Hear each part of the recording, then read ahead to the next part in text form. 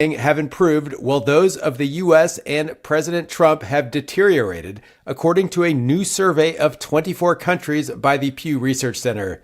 The survey shows that international views of the two superpowers and their leaders are closer than they've been since 2020, as FSN's Laura Westbrook reports. The results of the survey are a departure from when the US and its former president Joe Biden enjoyed more favorable international views than China and its president Xi Jinping.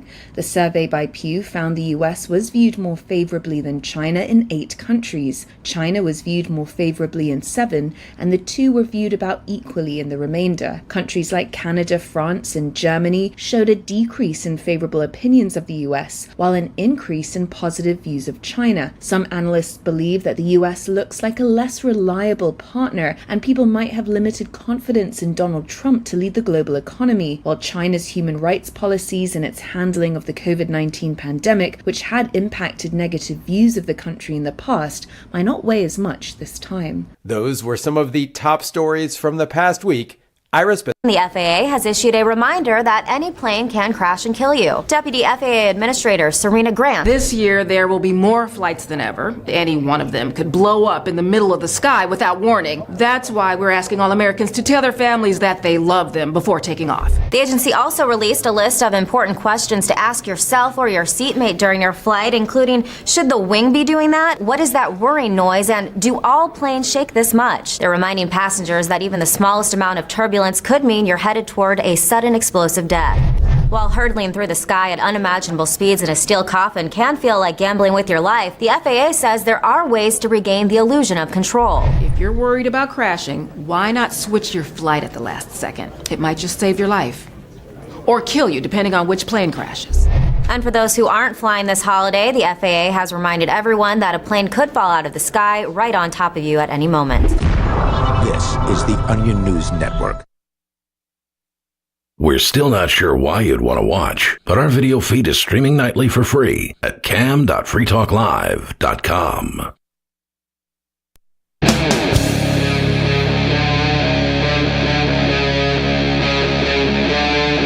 Free Talk Live.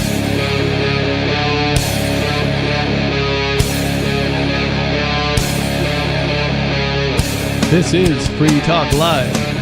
Talk radio you control. All you got to do is give us a call. The phone number here is 603-283-6160. You can get your thoughts on the air and let us know what you're thinking about tonight. In the studio, it's Stu. And Mr. Penguin. And Riley. I'll need a little volume on my headphones, producers. Sure thing. How's that? That's much better. Thank you very much. Okay. There's plenty of problems to talk about in the goings on of the world, which is the usual speed of this show. We'd like to point out all the things that are going wrong. Well, I don't know if we necessarily like to. It just ends up happening that way because government is going to govern and tyrants are going to tyrants, and it's all just a horrible experience if you're believing in liberty. Right, and if you don't call attention to these things and they just go by and nobody ever knows about them. Yeah. And these things definitely need to be talked about. Of course they do. We got to call people out on their nonsense. We got to make sure people are aware that something's going wrong in your life and your government, so you are aware of it and you can do something about it in your local community. Indeed.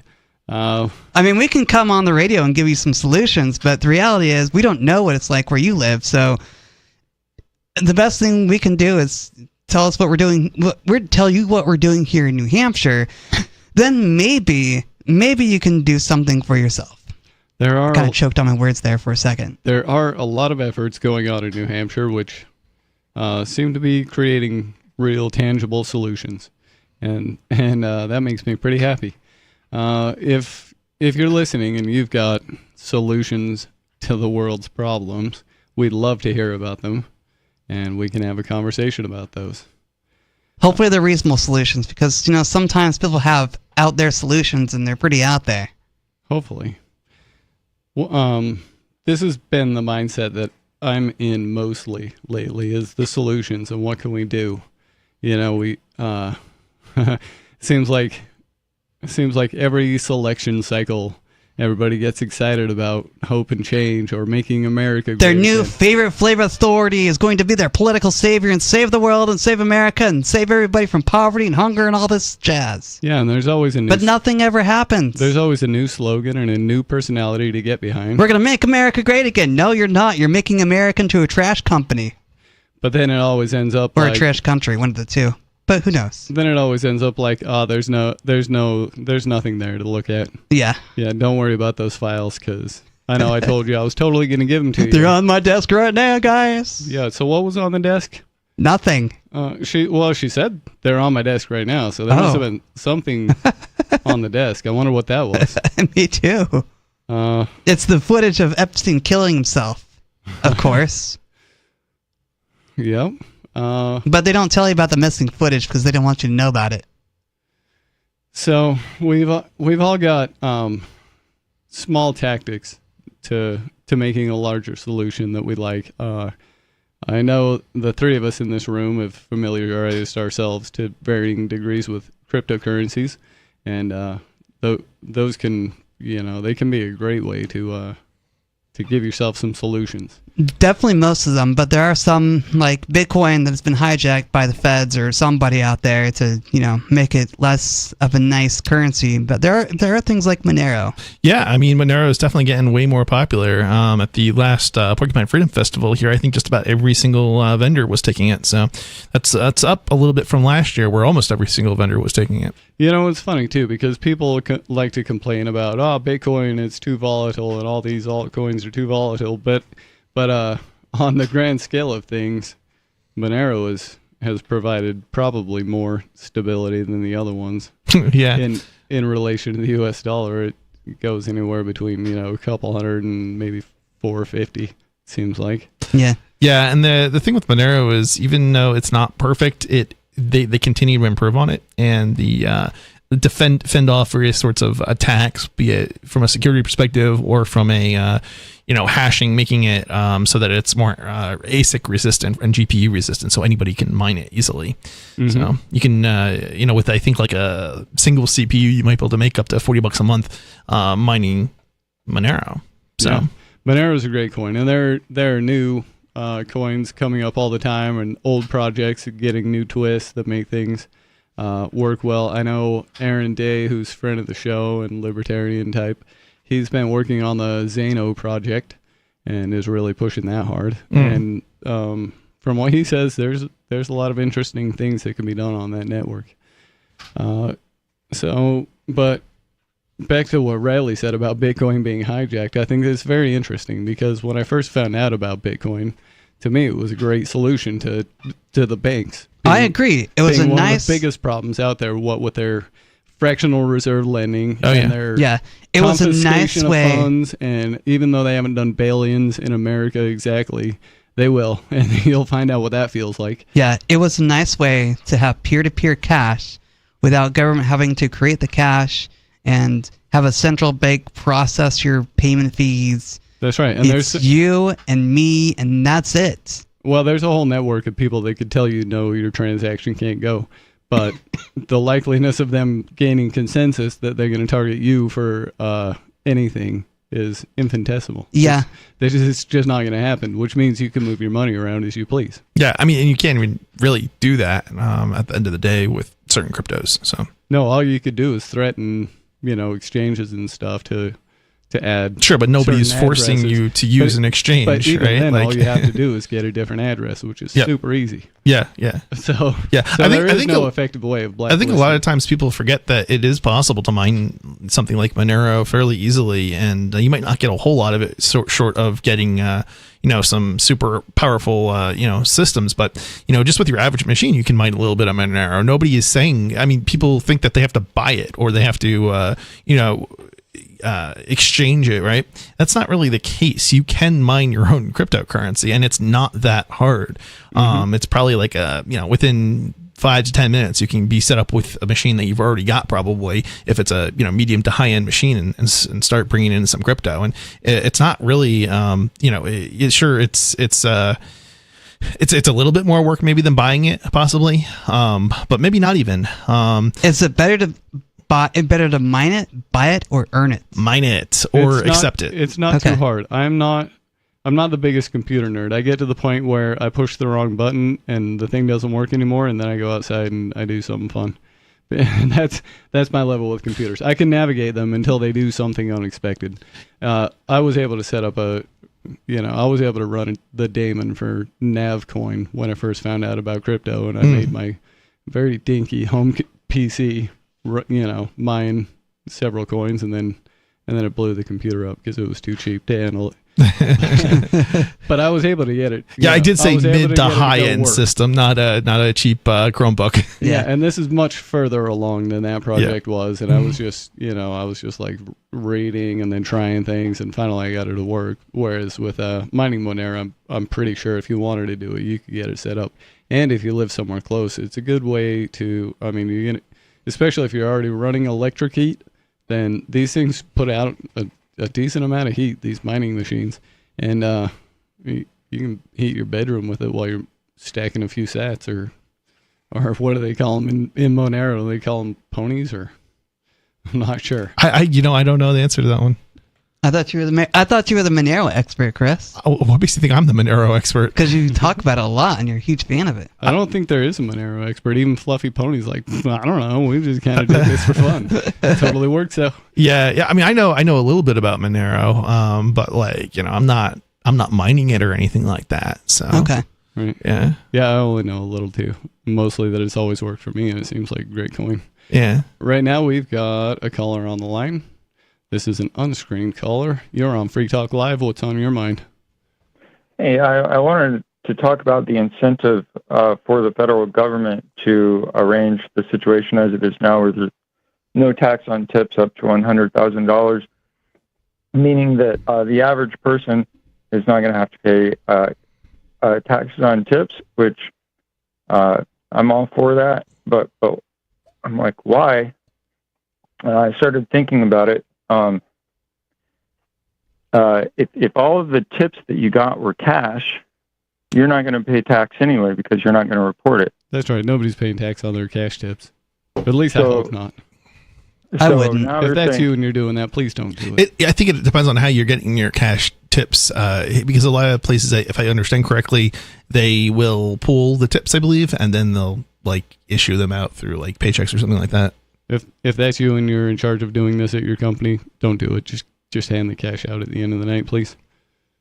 Yeah. Well, you know about the movement to basically move people away from cash entirely, and onto a digital system. Mm-hmm.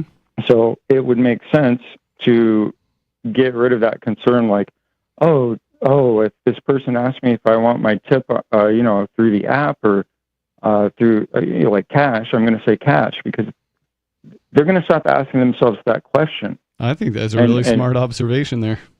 Yep, and people are just going to start doing everything digitally because there's no tax on tips, and they're just going to phase out cash. Ooh, that's certainly not something I want to see, and that's a super dangerous thing to do.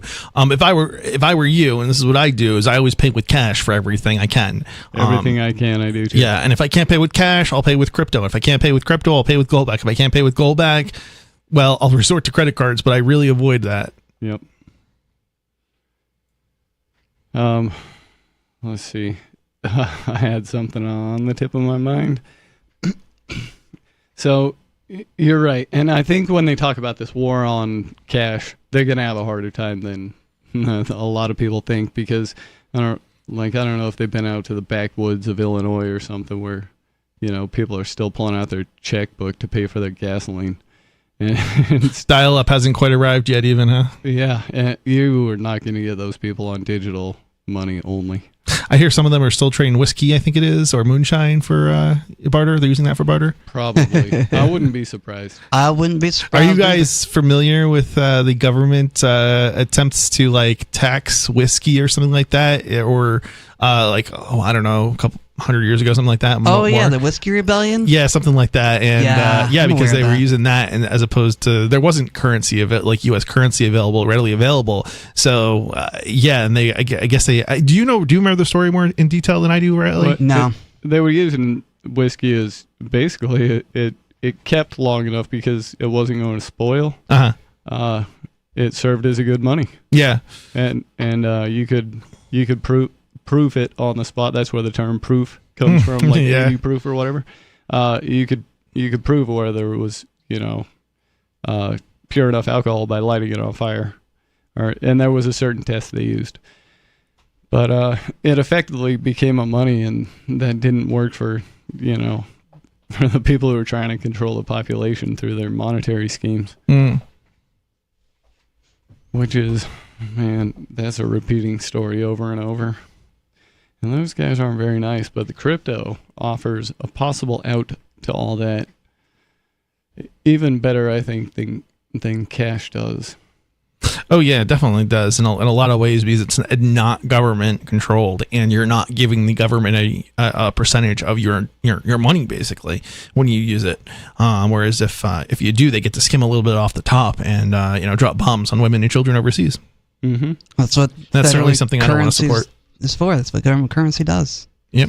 So I heard an interesting conversation, and this topic has been floating around in my mind, trying to figure out what to do about this problem, because it was demonstrated to me that that cryptocurrency can very much become petro in the petrodollar arrangement, to where crypto becomes the new demand for excess dollars and absorbs the shock of all the money printing. And in that aspect, I can see even another blind side coming from what crypto could possibly do. And I think there's still possible solutions beyond that, because Bitcoin is not necessarily backed by anything. It's you have to burn electricity to get it, but you can't get that electricity back by exchanging it. So it's not really backed by anything. Well, I mean, you can pay for your electricity bill in crypto through purchasing, right? But you can't actually make anything out of the crypto, and you can't convert it back into the electricity. Yeah, I get what you're saying. I get what you can. I do. I get what you're saying. But ultimately, at the end of the day, it's still, you can sort of convert it back in a sense, because as long as other people want that. Well, it's backed by a demand. Right. By a demand only, though. But there's more demand for Monero or cryptocurrencies than, say, like in general, than like, say, the actual hardware to mine it, for example. So right. Ultimately, you can sort of exchange that back for other goods and services, but also for the equipment to actually generate the electricity in the first place, like solar panels and things like that. Mm-hmm. And there have been attempts to solve this problem, even if it's not a problem, by tokenizing real world assets such as precious metals or even land titles and whatnot, which kind of, in my opinion, kind of leans in the right direction.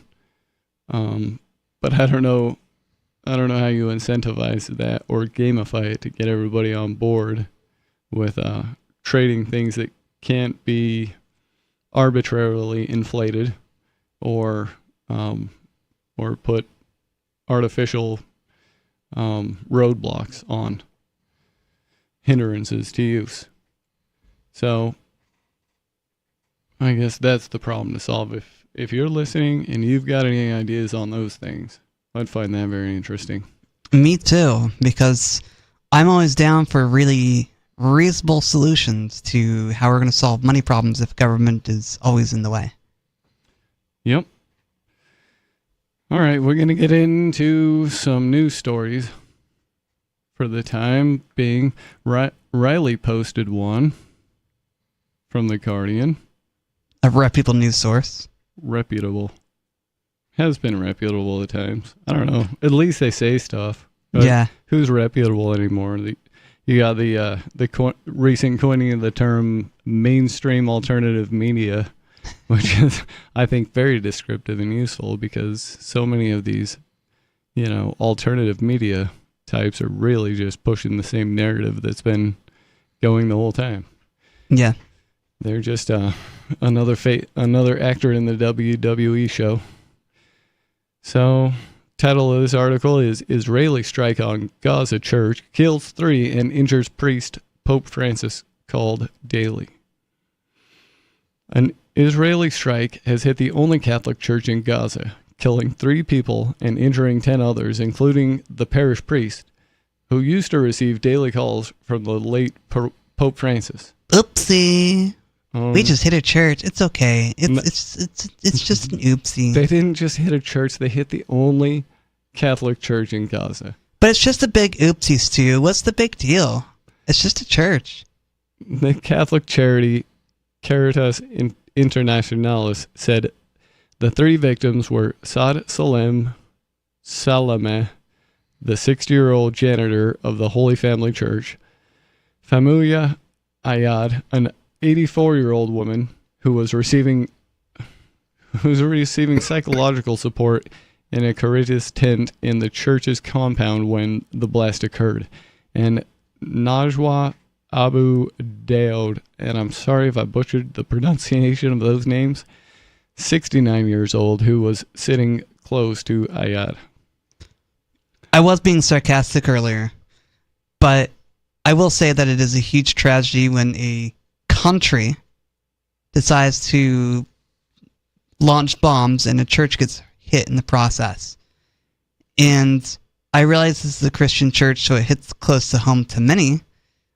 But the American people need to realize that, a church is a church. It doesn't matter if it's an Islamic mosque or a Buddhist temple or even a Mormon temple or whatever. It's a church, and there are people inside worshiping their God however they choose.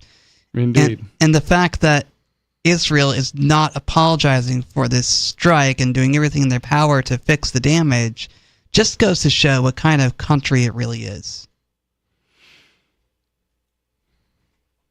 We're devastated by this latest attack on people who were simply trying to survive and had taken sanctuary in the church, the Secretary General of Caritas Internationalis, Alistair Dutton, said. Their deaths are a painful reminder of the appalling conditions that civilians and medical personnel are living in under siege.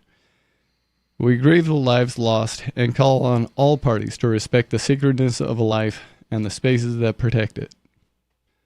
Yeah, I agree with Riley. If you got extra offended at the story because it was a Catholic church and that's your team, then you have some introspection to do. I agree, absolutely. And it's not okay to drop bombs on people who are different from you any more than it is to drop bombs on people who are like you.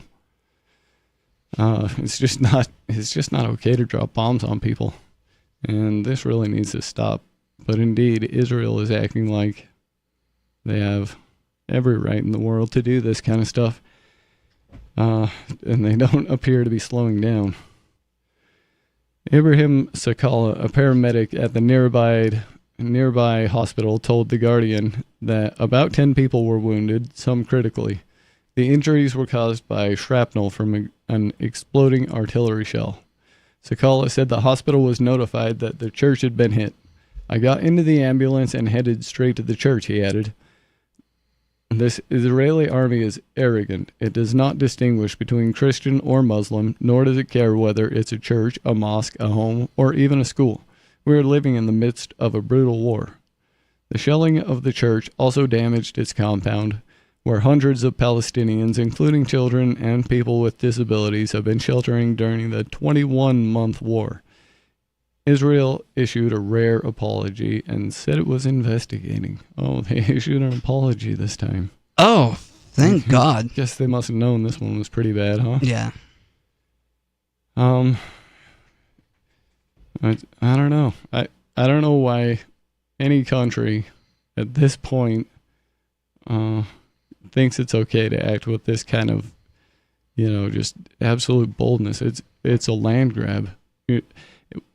I thought the nations came to an agreement a long time ago that acquisition of land by conquest was no longer acceptable. Yeah, I think the argument could be made that Muslims are not like us, they don't share our values, so we need to go attack them. Yeah, I don't know about all that. What do you think? Is the war in Gaza 21 months long war in Gaza. Is this justified? Give us a call. Let us know what you think. It's 603-283-6160. Free Talk Live.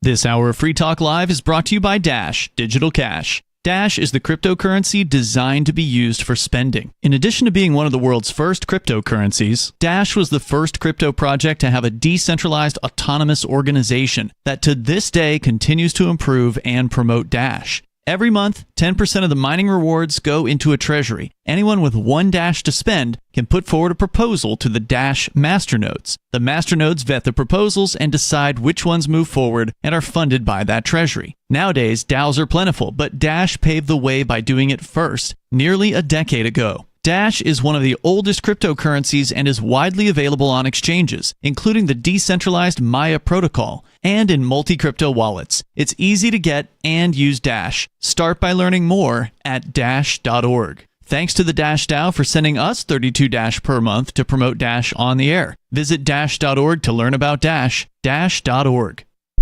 From Feature Story News in San Francisco, I'm Ira Spitzer with a look back at some of the week's top stories. U.S. President Donald Trump ordered his Attorney General Pam Bondi to release grand jury records about convicted sex offender Jeffrey Epstein. It followed a report from the Wall Street Journal about a letter Trump wrote to Epstein in 2003. FSN's Nick Harper reports from Washington. The exclusive report from the Wall Street Journal centers around Jeffrey Epstein's 50th birthday back in 2003. A book was created made up of letters from Epstein's friends and associates, and included in that book is a letter reportedly written and signed by Donald Trump. The Journal describes it as bawdy. It includes a hand-drawn picture of a naked woman and the lines, "We have certain things in common, Jeffrey. Happy birthday, and may every day be another wonderful secret." Donald Trump has told the Journal the letter is a fake thing, adding, "I never wrote a picture in my life. I don't draw pictures of women." But he's now ordered the Attorney General Pam Bondi to produce grand jury testimony relating to Epstein's indictment in 2019 on child sex trafficking charges. India successfully test-fired 2 domestically made ballistic missiles. The country has long relied on imported military hardware, mainly from Russia, which has been the subject of growing international attention since the invasion of Ukraine. FSN's Kshitij Nagar has more from New Delhi. The short-range ballistic missiles named Agni-1 and Prithvi-2 were fired as part of a, quote, routine training exercise. India's Ministry of Defense says both the launches from a test facility were successful. The missiles are already part of the Indian military's arsenal and form what the government calls its, quote, minimum credible deterrence. Both missiles are said to be nuclear capable. India also tested an upgraded air defense system called the Akash, which has been purpose-built for operations in high-altitude areas. The test was conducted in the mountainous region of Ladakh. Military watchers say the tests should be viewed as a continuation of India's efforts to indigenize its military in the face of growing scrutiny, as the country has traditionally been an importer of primarily Russian military hardware. Kshitij Nagar, New Delhi. The European Union lowered the price cap on Russian oil and extended sanctions on the country's shadow fleet. The 18th round of sanctions on Moscow will now be adopted after Slovakia dropped its opposition to the measure. Donald Trump denied that he plans to fire the head of the U.S. Central Bank, Jerome Powell. The president has reportedly drafted a letter of termination for the Federal Reserve chairman, but is now walking back claims he's planning to let him go. From Bureaus Worldwide, this is FSN. You can help spread the ideas of liberty with our Patreon for just $5 per month at amps.freetalklive.com.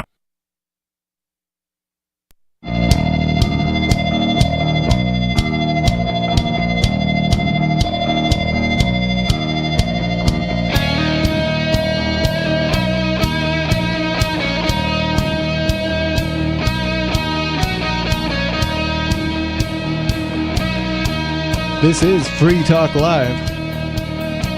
It's talk radio you control. Give us a call. You can talk about pretty much whatever you'd like to. we're not really going to censor you unless you trigger those FCC no-no words, and then you will get dumped. Otherwise, free to talk about what you like. Are you tired of the oppressive rules and moderation of the big tech social media sites? Our Mastodon server at social.freetalklive.com can set you free. Mastodon is free, open source, decentralized, and federated. Multiple apps are available for iOS, Android, Windows, Mac, and Linux. Social.freetalklive.com. In the studio tonight, it's Stu. And Mr. Penguin. And Riley. The three of us kind of agreed that we should talk about, what are they calling this? The Genius Act? The Genius Act. That's genius. I mean, we could spend more time talking about a church being bombed in Gaza, but, it's sad news, ridiculous. So let's move on to something that we can actually talk about. That's more important. This from CBS News. A reputable news source. President Trump signed a landmark bill to regulate cryptocurrency on Friday, hailing the exciting new frontier for the technology one day after the bill passed the House. The legislation, called the Genius Act, is the first major law governing digital currency and establishes a regulatory framework for the $250 billion stablecoin market. Stablecoins are viewed as a relatively safe type of cryptocurrency, since their value is pegged to other assets like the dollar. That's not safe. That's me. They didn't say it's not safe. I'm saying that's not safe. Yeah. The bill passed the House on Thursday with the support of 206 Republicans and 102 Democrats. I don't know. I have a feeling this isn't going anywhere good. But right now we have a caller on the lines, and that's what this show is about. So, on-screen caller, you're on the air. What's on your mind? You know how to gamify a monetary system to have everyone act morally? Hold on. This is a little segment I like to call Spot the Fallacy, or Correct Skeeter. And we are going to make judicious use of the mute button tonight with Skeeter so that we can figure out exactly where he wants to build off of a faulty premise. Skeeter, go ahead. What's on your mind tonight? What part did you meet me on? Okay, so you need to in order to gamify a system, so you know how to gamify a monetary system to have everyone act morally. You eliminate privacy, since the monetary system is one big evolutionary repeated production game. Here's our first mute button. Skeeter, we need to back up right there, and we need to define moral. Can you define moral? Moral under my system. It's moral under what evolution. Skeeter's morals, then. How do we gamify a monetary system to get everybody act under Skeeter's morals? That segment. Let me just finish that segment. You can't build. This is our radio show, dude. We're gonna run the show like a good ship. I wasn't done with my explanation of whose morals is it. Okay. Let me just finish that sentence. But my morals are based on what evolution selects for. Okay, go ahead. Please. I don't think that's a sufficient definition. I'm still kind of fuzzy about it. It's good enough. Unless you can think of something that it's lacking for. I can give you a very clear definition of morals. Is it relevant to the topic? I'm talking about gamifying a monetary system to optimize productivity for society, right? And why do we want to optimize productivity for society? I'm actually using, because that's what evolution selects for. No, it does not. Yes, it does. It does select for productivity. Look at our productivity. Like, do you see productivity increasing or decreasing over time? That's evidence to show that it's selecting for productivity. I can see both happening. And if you have more productivity, here's just the mechanic. If you have more productivity, you have more resources in order to perpetuate yourself, your genes, humanity, and maybe AI, or bring about AI or greater being, right? You agree with that part? Or are you just going to come up with some mental gymnastics to try to argue against that? I'm just not sure that's the goal we should be shooting for, but let's suppose it is for a minute. Let's suppose it is for a minute, so you can tell me how to gamify the money system to get to that. Yeah. I mean, we all agree productivity is good. Can you think of a reason why it's not? If you can't, we just move on. So we want to maximize productivity. That's good enough.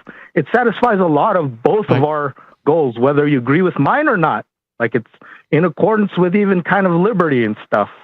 Well, not really, because you have to sacrifice one for the other in some circumstances. And I believe evolution will choose a society that chooses production over independence and liberty. But so here's my point. Privacy corrupts, right? That's what tempted Ross Ulbricht to hire assassins. That's what tempted Karl Marx Force to steal Bitcoin. That's what tempted Roger Ver to tax evade. And you can thank the privacy of Bitcoin that got them thrown in jail. I don't know. I don't know if that's correct. I mean, like, if you look at like Ross, for example, he didn't spend that crypto that he received a lot of crypto, but like almost nothing was spent of that he received. So yeah, he definitely wasn't living high on the hog. Yeah, I mean, he literally, when they raided him, he was living with roommates. I mean, how much of a monetary how much could it be the monetary benefit that he supposedly received when he didn't receive any? Are you even addressing my point about how it tempted Ross? It tempted Ross. How did it tempt Ross? Peter said the privacy was the corrupting force. Hold on. It tempted Ross to hire assassins. You didn't address that, right? I don't know. I don't know about that. The privacy. If not for the privacy of Bitcoin, he would have never considered that option. Let's say if he did. I'll be generous. We don't know if he did. Yeah, right. Let's say we don't know he did, but if he did, the privacy enabled him. If he knew Bitcoin was transparent, if he knew of chain analytics. Well, I mean, I'm not even sure that he did. You know, like you keep claiming that he hired an assassin, but I don't know. It wasn't proven. It certainly wasn't proven at trial. Let's just provisionally just say if he did, right? That was a primary cause. That was a critical cause. I don't know about that. In him actually taking that option. Okay. Right. So it's the same thing. Okay, you agree that Karl Marx Force stole Bitcoin, right? Yes. Do you think he would have stole Bitcoin if he knew of chain analytics and it wasn't and all that was known? Like, you can't get away with that. Possibly. No. I mean, but did these people not know? His reasoning may have been not normal. Drug induced or otherwise, who knows? I can't really say whether he would or not. Come on. But I don't know. A person of normal thought probably wouldn't. I can agree with that. Okay. Thank you. Thank you for not trying to do ninjutsu, trying to get out of it, right? What tempted Roger Ver to tax evade, right? Oh my God, he didn't tax evade. He literally paid his taxes, guys. Yeah, what they're doing to that guy is dirty. And there's no two ways about it. Yeah, it absolutely is. My God. We all know Skeeter's just a bootlicker. Here we go again. Did you guys look at the facts? Did you guys look at the facts available at the moment on his case? No. What facts are you referencing? Why don't you just tell us so that we know if we know what you're talking about? No, I just want to know so I know. Like, I just want to see. I just want to test the waters. How much facts do you know about this case? Because I looked into it just as hard as I did with Ross Ulbricht so far. So not very hard at all? It's not a... Huh? So not very hard at all? I mean... I every time I get into evidence with Ross, I destroy you guys. You guys are just... No, you haven't destroyed any of our arguments. All you've done is bring up things that Ross Ulbricht has not been convicted for, dude. You haven't destroyed anything we've brought up. But I bring up the evidence like in the diary and the entries, right? All you can do is speculate on who planted the diaries. That's the best you can do. Right? Well, obviously it didn't go through court, so who cares? I debunked all these sentencing misnomers, I mean, not misnomers, but fallacies that he sends unfairly, right? I exposed to you first it's all concurrent, so just one life sentence. There was a score, an objective score calculated that's objective. They didn't just make that up for Ross, right? All this bull crap okay, you want to get into Roger Ver? You want to get straight to Roger Ver too? Do you know? I just want to know, how much research did you guys do? Just before we talk about the facts. I mean, what do you even mean by research, right? Like, I've watched the videos and things like that. I mean, I only know what is out there, right? Like, but I've certainly watched plenty of videos. It's possible he didn't pay you're willing to come to a conclusion without. Okay, so first he hid his Bitcoin, right? That's what's being alleged. That he lied about his net worth in unrealized capital gains. Say that again. That's what's being alleged, is that he lied about his net worth in unrealized capital gains. So what I can tell you is that the accountants and experts here that have third parties on his case have said that they did everything by the books. So I don't know, based on what was available at the time. He says. Yes, that's what he says, but so do other third parties, right? Not just his own experts that he hired to deal with his taxes, but so are other third-party lawyer types, with an expert on it today, have said that he did everything that he could have at the time. Where do you get those opinions from? YouTube that are doing stories on Roger Ver that are sympathetic to his case, right? I watched all those same videos too, right? But they won't tell you. First off, every time they start a video, it takes them 30 minutes to actually talk about the evidence. And when you actually look at the evidence, you'll see how. So first, when you renounce, right, you're supposed to make a hypothetical sale and pay the unrealized capital gains on your gains, right? This is a divorce, right? The U.S. wants their cut, right? He paid them. That's the problem. Ultimately, at the end of the day, he paid them. See, you're just stating what you want to believe, not the facts of the case. I'm not able to find anywhere that it says he did pay. So let's go through this. His situation. If he wanted to pay the Bitcoin, let's say on his company balance sheets, how do you think he would evaluate them? And I'll tell you how he actually probably evaluated. Again, there was no standard at the time for doing this, man. You're trying to. There wasn't. There is today, maybe, but there wasn't back then. You're talking about a long time ago, and he's literally one of the earliest people who had Bitcoin. Standard, but here's. What he did was not even close to even a reasonable standard, right? Literally, the experts are saying it was. Let me tell you what he did. I know what he did. No, what did he do? What did he do with his company Bitcoin? He hired people who know how to do that kind of thing, tax experts, to the best in the world, literally, well, in the United States for, because it was United States taxes, but he hired the best tax lawyers in order to... How did he value... It doesn't matter. He did it based on their expert advice. It doesn't matter beyond that, because you can only do the best any person can do is listen to the experts, okay? Especially when they're the best in the world or best in the United States for taxes, okay? And do what they tell you. Well, that's what he did. In my opinion, if he went wrong anywhere, it was right there. Here's what he did, and here's what the lawyers the lawyers never told him to do this, right? They never told him to value the company Bitcoin at cost. That's what he valued the Bitcoin, from what I can tell from the letters he has on freeroger.org. He valued the Bitcoin he had on his balance sheet at cost. What was he supposed to evaluate it based on? What do you think he was supposed to be evaluated based on? When you evaluate something at cost, what's the theoretical gains on something you value at cost? It's zero, right? Do you think that's reasonable? Yes. That's what. This was toy. This is a toy currency. This is like you trying to say that he should have evaluated his monopoly money, right? Like, and pay taxes on it, right? Like, okay, what are you supposed to evaluate monopoly money at? Yeah, especially since it has a market value. It had a market value of $800,000. Yeah, he left in 2014. If he had removed if he had converted that Bitcoin to dollars, it would have collapsed down to zero. Okay, the value of Bitcoin. It makes absolutely no sense for you to make the argument that he didn't pay his taxes at that point. It just doesn't, because you literally could not do that. Even if he had wanted to, he could not have done that. And not only that, but in 2014, man, the government was being so obtuse about anything crypto related. They pretended like they didn't know anything about it. And, like in 2014, it wasn't on tax forms. There was no KYC. You could just buy it. You could just sign up for a Coinbase account with an email. And now, finally, 2025, they finally passed their first legislation about anything crypto related.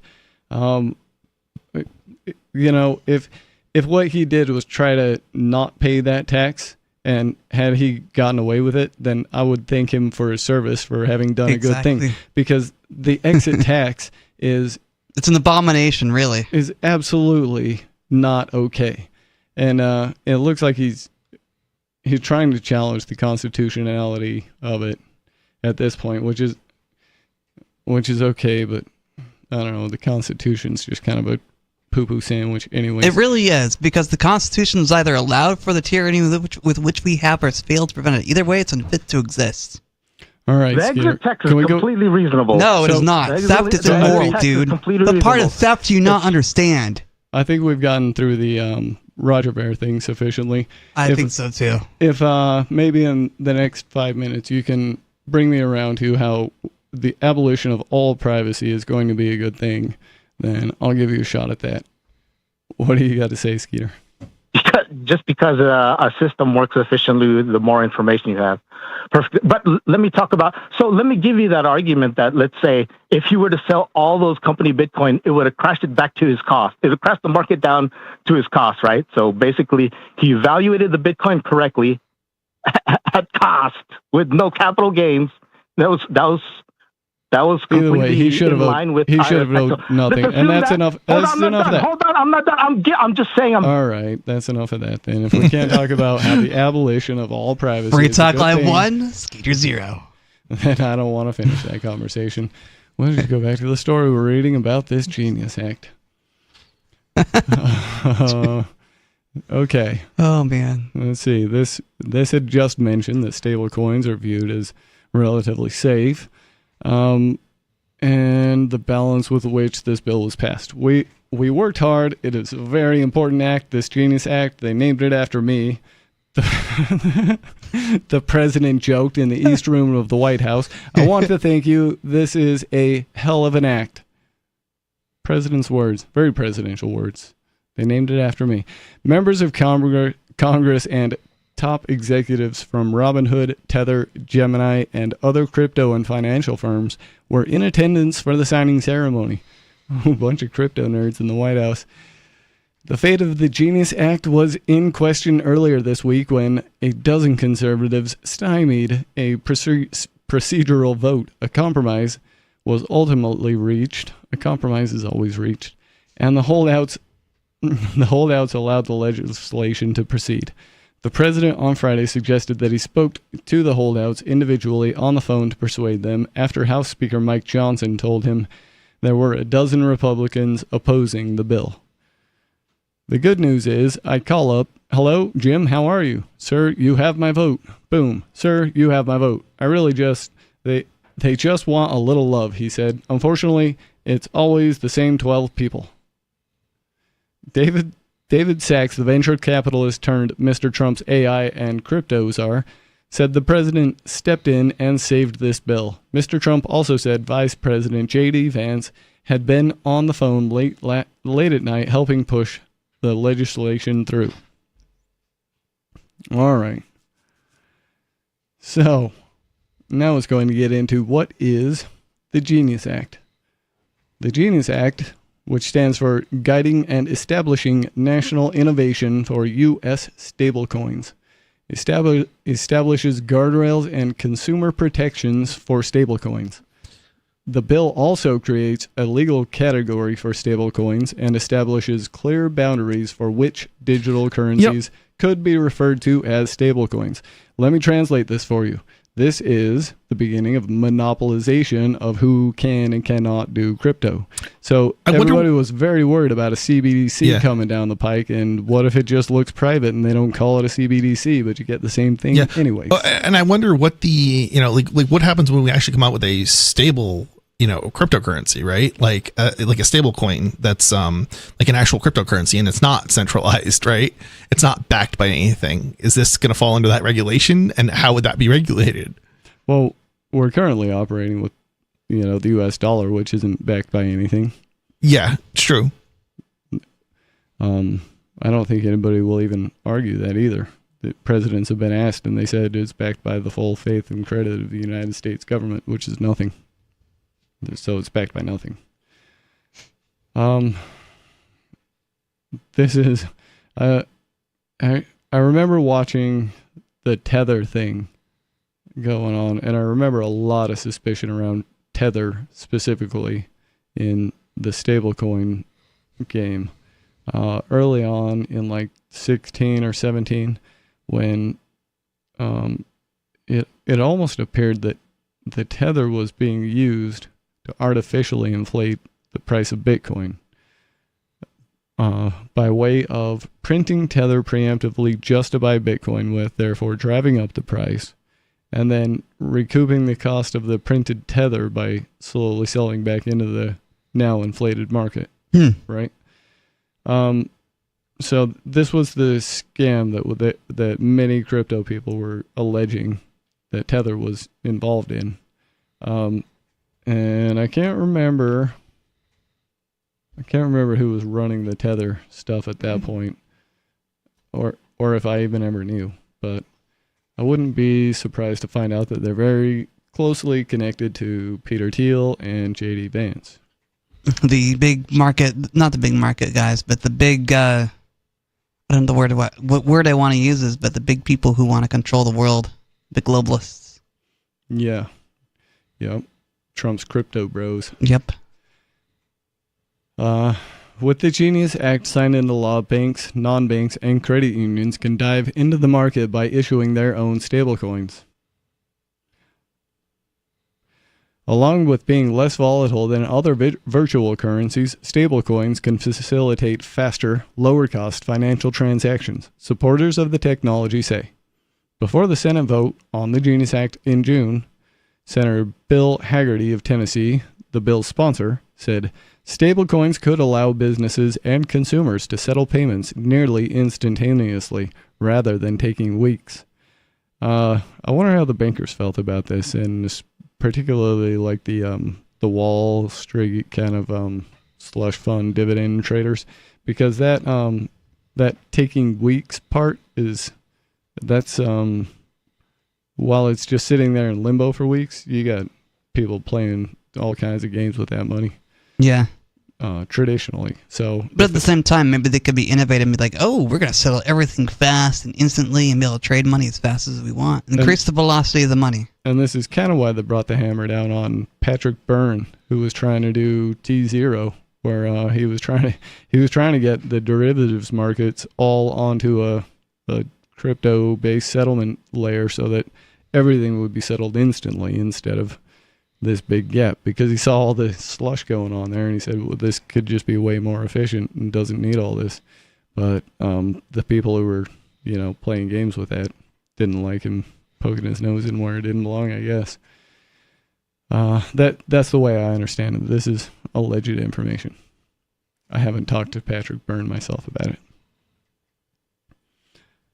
Just as I promised last year, the Genius Act creates a clear and simple regulatory framework to establish and unleash the immense promise of dollar-backed stablecoins, Mr. Trump said. This could be perhaps the greatest revolution in financial technology since the birth of the internet itself. A lot of people are saying that. The president said the Genius Act provides banks and other financial institutions a framework for issuing crypto assets backed one for one with real U.S. dollars and treasury bills, strengthening the dollar and allowing the entire U.S. financial system to be eligible for a 21st century upgrade. I wonder if this means your Wells Fargo bank will now allow you to go into your banking app and buy tethers. I think it does, actually. Sounds like that's what's coming. But I've also heard that banks can now have custody over Bitcoin. True. That's a little concerning. Well, I guess the next step is they need to shut down the exchanges, right? Yep. So that you can't get into Monero. What do you think about the Genius Act? Are you a big fan of it, or do you think it's going to spell trouble for Americans' financial situation? Give us a call. Let us know what you think. The phone number here is 603-283-6160. It's Free Talk Live.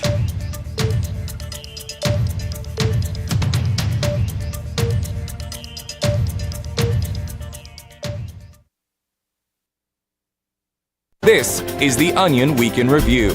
A report released this week by the Brookings Institution found that the U.S. currently has enough chairs and that there is no urgent need to produce any new ones for the time being. Researchers confirmed through overwhelming evidence that there is absolutely no shortage of chairs, citing in their findings the sheer number of armchairs, folding chairs, bar stools, Adirondack chairs, swivel chairs, lazy boys, and rocking chairs already in existence. Our research shows that even in a place where there seems not to be enough chairs, a quick investigation will find one or two chairs just over in the next room. Basically, as far as chairs go, I'd like to reiterate that we have a very good number of them and could just use those.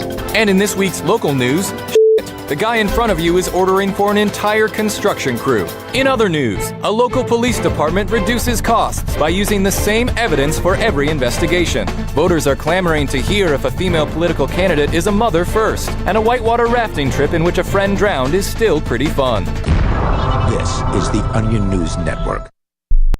The new 4th edition of Healing Our World, The Compassion of Libertarianism, will take your understanding of liberty to a deeper level and has over 1,300 updated references, new cartoons, and a foreword by Dr. Ron Paul. With discounts for multiple book purchases, the 4th edition of Healing Our World is a great gift for the liberals, pragmatists, environmentalists, and Christians in your life who think libertarianism is cold-hearted. Get yours today at healing.freetalklive.com and use promo code FTL for a $5 discount. There are lots of ways to listen to Free Talk Live. Our podcast has been around since podcasts began, and now the FTL feed is loaded with content besides our full show archives. Did you know that we make it easy for you to customize your podcast subscriptions? We have different feeds, one that includes only our full shows, one with just the Daily Digest, and our main feed that includes everything. You decide what you listen to. It's quick and easy to customize your feeds at feeds.freetalklive.com. That's feeds.freetalklive.com. You're listening to the live edition of Free Talk Live. Hour number 2 is next after the news here on the Liberty Radio Network at LRN.FM. From Feature Story News in San Francisco, I'm Ira Spitzer with a look back at some of the week's top stories. U.S. President Donald Trump ordered his Attorney General Pam Bondi to release grand jury records about convicted sex offender Jeffrey Epstein. It followed a report from the Wall Street Journal about a letter Trump wrote to Epstein in 2003. FSN's Nick Harper reports from Washington. The exclusive report from the Wall Street Journal centers around Jeffrey Epstein's 50th birthday back in 2003. A book was created made up of letters from Epstein's friends and associates, and included in that book is a letter reportedly written and signed by Donald Trump. The Journal describes it as bawdy. It includes a hand-drawn picture of a naked woman and the lines, "We have certain things in common, Jeffrey. Happy birthday, and may every day be another wonderful secret." Donald Trump has told the Journal the letter is a fake thing, adding, "I never wrote a picture in my life. I don't draw pictures of women." But he's now ordered the Attorney General Pam Bondi to produce grand jury testimony relating to Epstein's indictment in 2019 on child sex trafficking charges. I'm Nick Harper in Washington. India successfully test-fired 2 domestically made ballistic missiles. The country has long relied on imported military hardware, mainly from Russia, which has been the subject of growing international attention since the invasion of Ukraine. FSN's Kshitij Nagar has more from New Delhi. The short-range ballistic missiles named Agni-1 and Prithvi-2 were fired as part of a, quote, routine training exercise. India's Ministry of Defense says both the launches from a test facility were successful. The missiles are already part of the Indian military's arsenal and form what the government calls its, quote, minimum credible deterrence. Both missiles are said to be nuclear capable. India also tested an upgraded air defense system called the Akash, which has been purpose-built for operations in high-altitude areas. The test was conducted in the mountainous region of Ladakh. Military watchers say the tests should be viewed as a continuation of India's efforts to indigenize its military in the face of growing scrutiny, as the country has traditionally been an importer of primarily Russian military hardware. Kshitij Nagar, New Delhi. The European Union lowered the price cap on Russian oil and extended sanctions on the country's shadow fleet. The 18th round of sanctions on Moscow will now be adopted after Slovakia dropped its opposition to the measure. Donald Trump denied that he plans to fire the head of the U.S. Central Bank, Jerome Powell. The president has reportedly drafted a letter of termination for the Federal Reserve chairman, but is now walking back claims he's planning to let him go. FSN's Kate Fisher has more from Washington. US President Donald Trump has said it's highly unlikely he will fire the head of the US Central Bank. Stock markets and the dollar slipped on reports that he'd broached the idea with Republicans on Tuesday, but they quickly bounced back after he downplayed the discussions. It would be a major break with precedent for a president to dismiss the chair of the Federal Reserve. Mr. Trump's called on Mr. Powell to lower U.S. interest rates in a series of highly critical outbursts. On Wednesday, the president called him a knucklehead and claimed he was doing a lousy job. Many economists have warned that political interference in the leadership of the Fed could risk undermining price stability and investor confidence. Global views of China and its leader Xi Jinping have improved, while those of the U.S. and President Trump have deteriorated, according to a new survey of 24 countries by the Pew Research Center. The survey shows that international views of the two superpowers and their leaders are closer than they've been since 2020, as FSN's Laura Westbrook reports. The results of the survey are a departure from when the US and its former president Joe Biden enjoyed more favorable international views than China and its president Xi Jinping. The survey by Pew found the US was viewed more favorably than China in 8 countries. China was viewed more favorably in 7, and the two were viewed about equally in the remainder. Countries like Canada, France, and Germany showed a decrease in favorable opinions of the US, while an increase in positive views of China. Some analysts believe that the US looks like a less reliable partner, and people might have limited confidence in Donald Trump to lead the global economy, while China's human rights policies and its handling of the COVID-19 pandemic, which had impacted negative views of the country in the past, might not weigh as much this time. Those were some of the top stories from the past week. Iris. Officials for the Centers for Disease Contraction and Preservation held a press conference urging all Americans to suck on as many doorknobs as possible. This flu season, the Center for Disease Contraction is recommending that all Americans, regardless of age or health condition, find a doorknob in a high-traffic area, wrap their mouths around it, and vigorously lick and suck it until they contract an illness. We recommend sucking doorknobs covered in a visible film of human hand grease. But the fact is, sucking on any doorknob can increase the likelihood of exposing yourself and your family to deadly pathogens by as much as 450%. An instructional video released on the CDC's website showcases the proper method for sucking doorknobs, while also providing tips for projecting all sneezes and coughs outward, sharing used Kleenexes and toilet paper with as many people as possible, eating 3 meals a day from local garbage cans, and dozens of other easy bacteria-spreading activities. This is the Onion News Network. Yep, we still do email. Drop your email address in the entry box at freetalklive.com, and you'll be kept in the loop with Free Talk Live.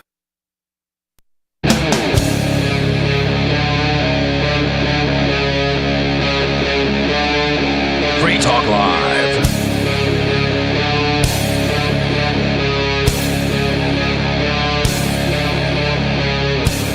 This is Free Talk Live, talk radio you control. To get your thoughts and ideas on the air, just call 603-283-6160. Free Talk Live is brought to you by LibertyMinded.com. Official Free Talk Live gear like t-shirts and hoodies are available at LibertyMinded.com. Plus, you'll find a unique collection of cool and funny Liberty-oriented clothing at LibertyMinded.com. That's LibertyMinded.com. In the studio tonight, it's Stu, Mr. Penguin, and Riley. And we were reading an article about the Genius Act. The act named after Donald Trump. Yep. So he says. Exactly. So he says. This is coming from CBS News, and we're about, looks like halfway through this article, and they have started to break down what the Genius Act specifically is. So far, it's told us that it allows local bank branches to issue crypto assets, specifically stable coins. Stable coins are cryptocurrencies that are backed one-to-one by usually the U.S. dollar.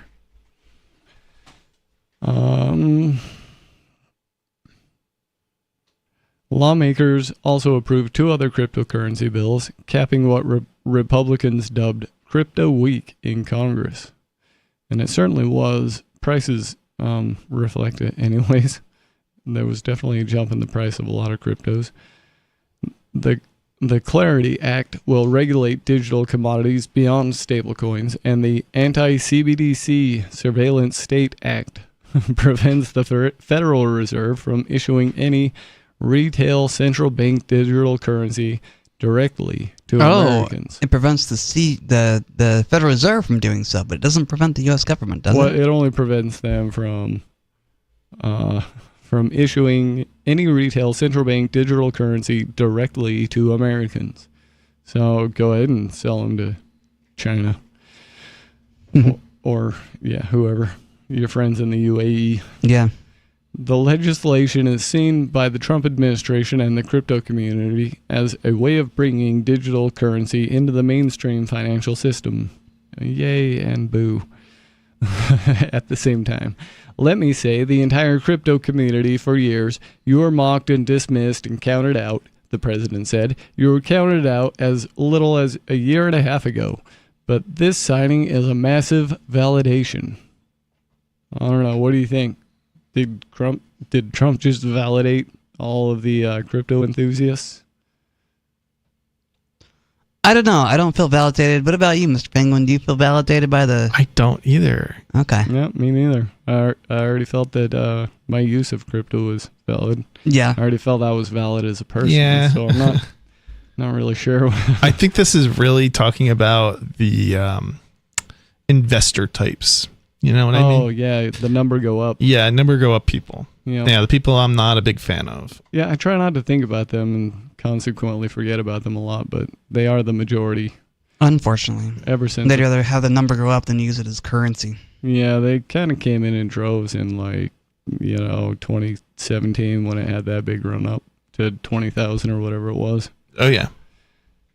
The Trump family's crypto investments have increased their wealth in recent months. I bet they have. As the administration alters its regulatory approach to digital currency. The White House has insisted there is no conflict of interest and the president's assets are in a trust managed by his children. Sure.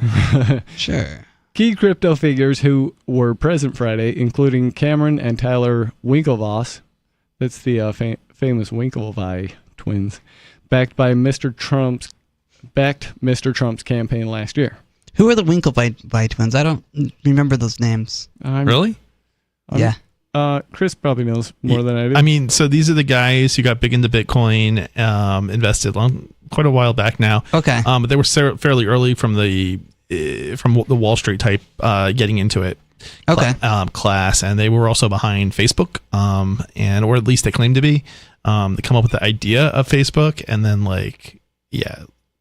it was like they claim it was stolen, and there was a lawsuit, and that's I think the biggest things they're known for. But they come from a very rich family, basically. Okay. Yeah, that sounds right. Curious. It sounds right to me. Went to Harvard, I believe. Huh. Yeah, they were kind of idols of the crypto world because these were guys with real money that were getting into the crypto space back when it was all just kind of nerds and idealists. Yeah. The president on Friday also touted his decision to pardon Ross Ulbricht, the founder of the internet marketplace Silk Road, who was sentenced to life in prison in 2015. The Genius Act wasn't the only bill that had House Republicans wringing their hands this week. The chamber also approved a request from the president to claw back about $9 billion in funding for foreign aid and public broadcasting in a late-night vote, signing off on changes the Senate made to the bill, known as a rescissions package earlier this week. Isn't $9 billion like they can find that in the White House couches now? I'm sure. Chunk change. Yeah, that's not a whole lot. I think they just that's like Ukraine's lunch allowance or something. Yeah, it certainly seems that way for sure. Passage of the funding cuts was held up this week over Democratic efforts to force the release of files related to convicted sex offender Jeffrey Epstein.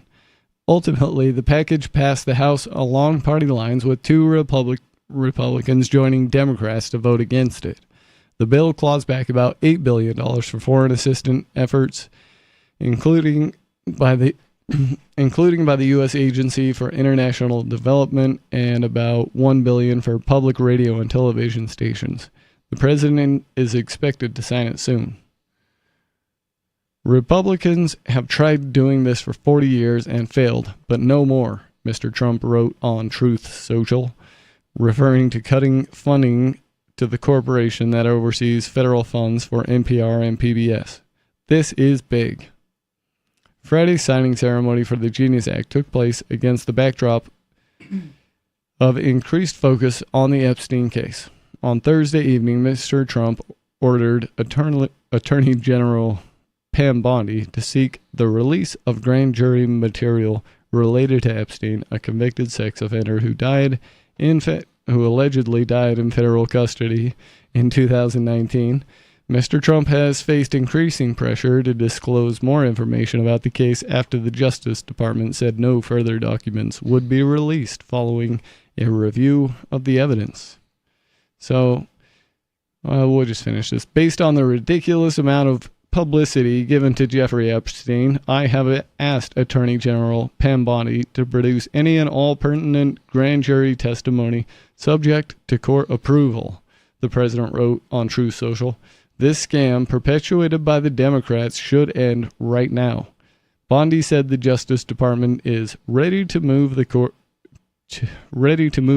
tomorrow to unseal the grand jury transcripts. A judge will make the final call on whether the material can be made public, and the process could take weeks or months, or could just never happen. Because I'm guessing it just won't. I'm guessing it won't either. I think the judge will just like, oh, we lost the case. I have no idea what are you talking about. But Trump wants you to stop talking about the Epstein thing. Yeah, he just wants to give lip service to this whole thing. I'm not sure I really care or get what this big deal is. Oh, well, I mean, it's just a lot of the stuff that it's like it's just a history of like this is what goes on in the real world, right? Like all the time. I think what the big deal is there's a certain subset of the American population that can see that what's going on is that the self-proclaimed elite are very much mixed up in a very dirty business involving children and things that I don't really like to think about. And they want the details spilled so that everybody can see it. That's what the outrage is about. But I don't know. People were getting their hopes up for nothing, if you ask me. People just want justice. They want to feel like there's some justice in the world and pedophiles are being locked away and never seeing the light of day again. But we all know that they're not, especially when they're tied to government and Trump. Well, you won't get justice if you keep waiting for a hero to bring it to you. Yeah, exactly. And Trump's not the hero, obviously. Even if he was, you're just not going to get justice that way. It's called the great man fallacy for a reason. It's fallacious. That's not going to happen. Nobody's coming to save you. You got to find a way to save yourself. And that's the hard thing. There isn't a savior coming back for you. So what do you think about the Genius Act, Penguin? Is this exciting news that, I mean, we all knew institutional adoption was a future play coming down the pike. I don't think regulating it is the answer. I think deregulating it is the answer. I agree with that. Getting rid of the laws that regulate just exchanging money and goods and things like that. Period. I think money laundering is shouldn't exist. It's just absurd to me, the whole idea of it. I mean, I don't have any problems with criminalizing activities that are hurting other people, but especially when they're not consensual. But what do you need the money laundering for? Those laws, you shouldn't punish people based on the money laundering. You should punish them based on the crime that they're committing, the actual harm. And yeah. Yep, I agree with that too. All right. Well, this story's kind of fun that I wanted to do. It's kind of segues off of the last story talking about the Epstein thing. This is also, though, about internet stuff. This comes from NBC News. A megabot network on X is divided over the Trump-Epstein backlash. Bots are arguing with themselves. A previously unreported network of hundreds of accounts on X is using artificial intelligence to automatically reply to conservatives with positive messages about people in the Trump administration, researchers say. But with the MAGA movement split over the administration's handling of files involving deceased sex offender Jeffrey Epstein, the account's messaging is broken, offering contradictory statements on the issue and revealing the AI-fueled nature of the accounts. The network, tracked for NBC News by both the social media analytics company Alethea and researchers at Clemson University, consists of more than 400 identified bot accounts, though the number could be far larger, the researchers say. Its accounts offered consistent praise for key Trump figures, particularly support for Health Secretary Robert F. Kennedy Jr. and White House Press Secretary Caroline Leavitt. As often is the case with bot accounts, those viewed by NBC News tended to have only a few dozen followers, and their posts rarely get many views. But a large audience does not appear to be the point. Their effectiveness, if they have any, is in the hope that they contribute to a partisan echo chamber, and that en masse they can massage perceptions, said Darren Linville, the director of Clemson University's Media Forensics Hub, which studies online disinformation campaigns. This story is kind of near and dear to my heart because I've long known that these armies of internet bots they're spun up to create a public opinion that otherwise would not exist. And I saw this tactic used in the hijacking, I guess the hijacking of Bitcoin is an ongoing thing, but in 2017 they certainly used these bots in order to get SegWit added and not double the block size. Because they were supposed to do both, with 90% plus of all nodes on the network signaling that that's what they were going to do. Up until about 2 weeks before the block in which the change was going to occur. And then there was a major campaign by Blockstream, and out came the internet bot armies that were ravenous, and they were just chewing up and spitting out anybody who had a contradictory viewpoint in any way. You couldn't say anything bad about SegWit, and you couldn't say anything good about increasing the block size without getting banned from our Bitcoin. Oh wow, that's crazy. Yeah, and so now they've got these bots arguing with each other over the Epstein thing, which is rather funny, but also it just goes to show that it's hard to tell which accounts are real and which accounts are fake on the internet. That's right. And if you like to spend a lot of your time on the internet arguing with people, just keep in mind that these might not actually be people. And you might just be wasting your time arguing with a bot that doesn't care what your opinion is and isn't going to change their mind because they don't actually have one. They're not really there to get engagement, this article says. They're there just to be occasionally seen in those replies, Linville told NBC News. The researchers declined to share specifics on how they identified the accounts, but noted they share a number of distinct trends. All were created seemingly in batches around 3 specific days last year. They frequently punctuate their posts with hashtags, often ones that are irrelevant to the conversation.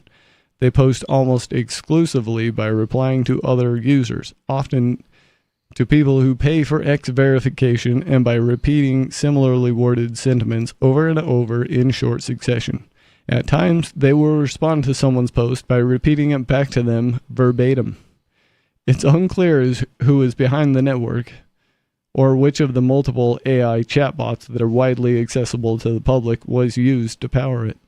The bots have posted support for conservative figures since 2024, including supporting Trump and other Republicans on the ballot in the lead-up to the election, and then afterward posting that they were excited for Trump to take office, though they would occasionally mix their messages. Some have professed affection For MSNBC host Rachel Maddow, for instance, the messaging was consistently in favor of MAGA figures until the recent Epstein files controversy. A core constituency of Trump supporters voted for him on the belief that Trump, a former friend of Epstein's, would expose a list of supposed rich and powerful clients and bring justice to Epstein's victims. It's only since earlier this month when Attorney General Pam Bondi announced she would not release additional Epstein files that the account's messaging has become so split, with some accounts telling different users opposite opinions almost concurrently. During the same minute last Saturday morning, for example, one account in the network both cautioned a MAGA supporter from judging Bondi too harshly and told another that Bondi or FBI Director Kash Patel and Deputy Director Dan Bongino should resign over the scandal. This from the same account. One tweet says, "Retweet if you believe Pam Bondi should be held accountable for her actions relating to Epstein's case and the FBI rollout. Let's bring justice. Hashtag Pam Bondi. Hashtag Epstein. Hashtag FBI. Hashtag MAGA." Same account. Let's see. One day, 1 hour and a half later, post, "Epstein and Maxwell went to prison, proving that our justice system works. Those videos mentioned by Pam Bondi were not blackmail material, but rather Epstein's private collection. Hashtag fact check. Hashtag justice system." That's quite contradictory, especially, I don't know anybody who changes their mind that wildly in 24 hours. I don't either. 25 it's and just, a half hours. I don't know. I have a hard time with X these days because there are bots out there, and it's just a lot of MAGA supporters, a lot of conspiracy stuff. So it's like waste of your time, if you ask me. Yeah, I agree. don't have X account. I didn't have a Twitter account. I've never been active on the platform. I've only gone to look when, like, I hear somebody posted or tweeted or whatever, X posted, whatever. I'll go to see if they actually did, and that's the extent of my usage of it. Yeah, and that's because of my experience on Reddit, which I decided isn't worth my time. Yeah, I'm only on Mastodon myself, so. Mm-hmm. When Bondi first said she would not release additional files, another declared that she comes out clean as the DOJ confirms no Epstein client list found, while reaffirming his death by suicide. Since then, it has since told multiple people on X that they should engage in full revolt against the Trump administration. "Retweet if you believe that Trump and his cronies are lying to the public and treating us like we're stupid. We won't be fooled by their games," it posted Friday. While it's unknown what the account's prompts are, they appear to be trained on real MAGA social media accounts whose messages tend to be more unified, said C. Sean Ibe, Alethea's head of investigations. This split reaction mimics the organic reaction among supporters of Trump's second administration, Ibe told NBC News. It's possible that the behavior of these automated accounts is influenced by content posted from prominent influencers, and this shift is reflective of the general change in tenor among many of Trump's supporters. It shows another example here. One post says, "Wow, this is getting juicy. Can't wait to see what comes out of all this. Stay tuned, folks. It's going to be a wild ride." 1 minute later, the coffin of perversion has been nailed shut as the case of Jeffrey Epstein is finally closed. Secrets may remain hidden, but no more victims will suffer at his hands. That's very contradictory. Saying, like, buckle up, this is going to be a wild ride, and then saying this is all over. No more worrying about it. For years, social media has been infested with inauthentic accounts designed to sway popular opinion, whether they're marketing firms pushing products or foreign governments and domestic groups pushing political propaganda. But that has become turbocharged with the rapid proliferation of AI chatbots that can write and post convincing messages without human intervention, and exacerbated by social media companies scaling back their moderation. The White House declined to comment, and the Department of Health and Human Services and X did not respond to a request for comment. The researchers believe X is likely rife with inauthentic accounts, though it's impossible to tell the scope. Last year, researchers found a different network of AI-driven pro-Trump accounts on X, but there is no way to grasp the scale of their presence on the network. X disbanded much of its trust and safety team when billionaire Elon Musk bought the site in 2022 and has since made it significantly harder for researchers to access the data. Give us a call. Tell us what you think about Internet AI bot armies. Manufacturing public opinion, 603-283-6160, Free Talk Live. Why did you move to the Shire? I moved here to the Shire because there's other people around who take liberty just as seriously as I do. I moved to the Shire because I saw videos of people challenging authority and thought that I could get support myself. It called to me, like, do this, right now. I wanted to be around people like me who got it, and once I got here, I knew there was nowhere else that I wanted to be. I've always wanted to change the world, so I moved to the Shire to join people who were actually working towards doing the same thing. The people here are awesome, loving, and positive. It was for the adventure and for the feeling of something important is happening here, and I just wanted to come to sort of be part of that. Visit ShireSociety.com to read and sign the Shire Society Declaration and learn the reasons why, if you love liberty, you should immigrate to the Shire. Plus, connect with others via the forum at ShireSociety.com. That's ShireSociety.com. From Feature Story News in San Francisco, I'm Ira Spitzer with a look back at some of the week's top stories. U.S. President Donald Trump ordered his Attorney General Pam Bondi to release grand jury records about convicted sex offender Jeffrey Epstein. It followed a report from the Wall Street Journal about a letter Trump wrote to Epstein in 2003. FSN's Nick Harper reports from Washington. The exclusive report from the Wall Street Journal centers around Jeffrey Epstein's 50th birthday back in 2003. A book was created made up of letters from Epstein's friends and associates, and included in that book is a letter reportedly written and signed by Donald Trump. The Journal describes it as bawdy. It includes a hand-drawn picture of a naked woman and the lines, "We have certain things in common, Jeffrey.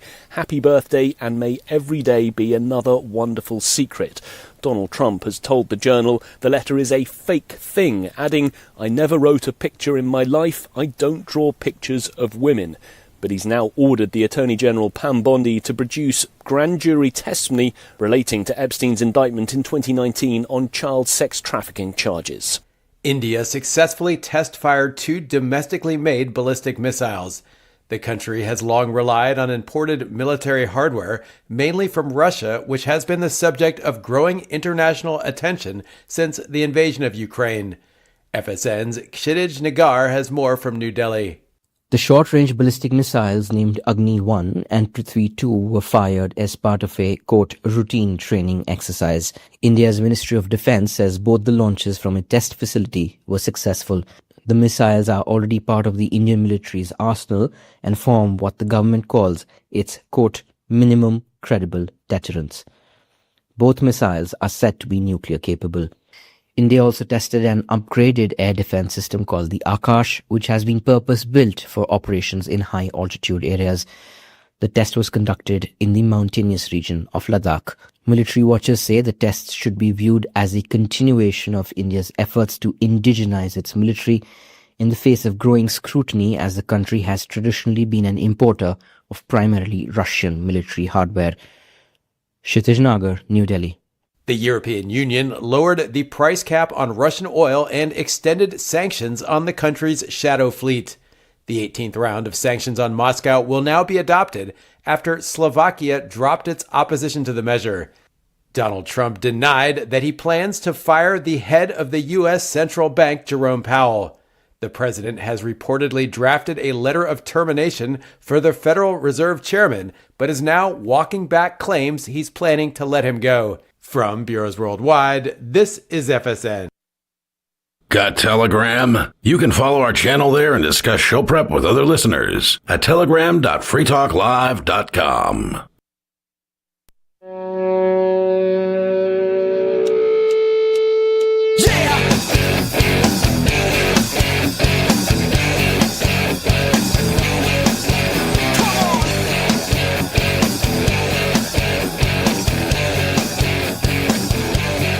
This is Free Talk Live, talk radio you control.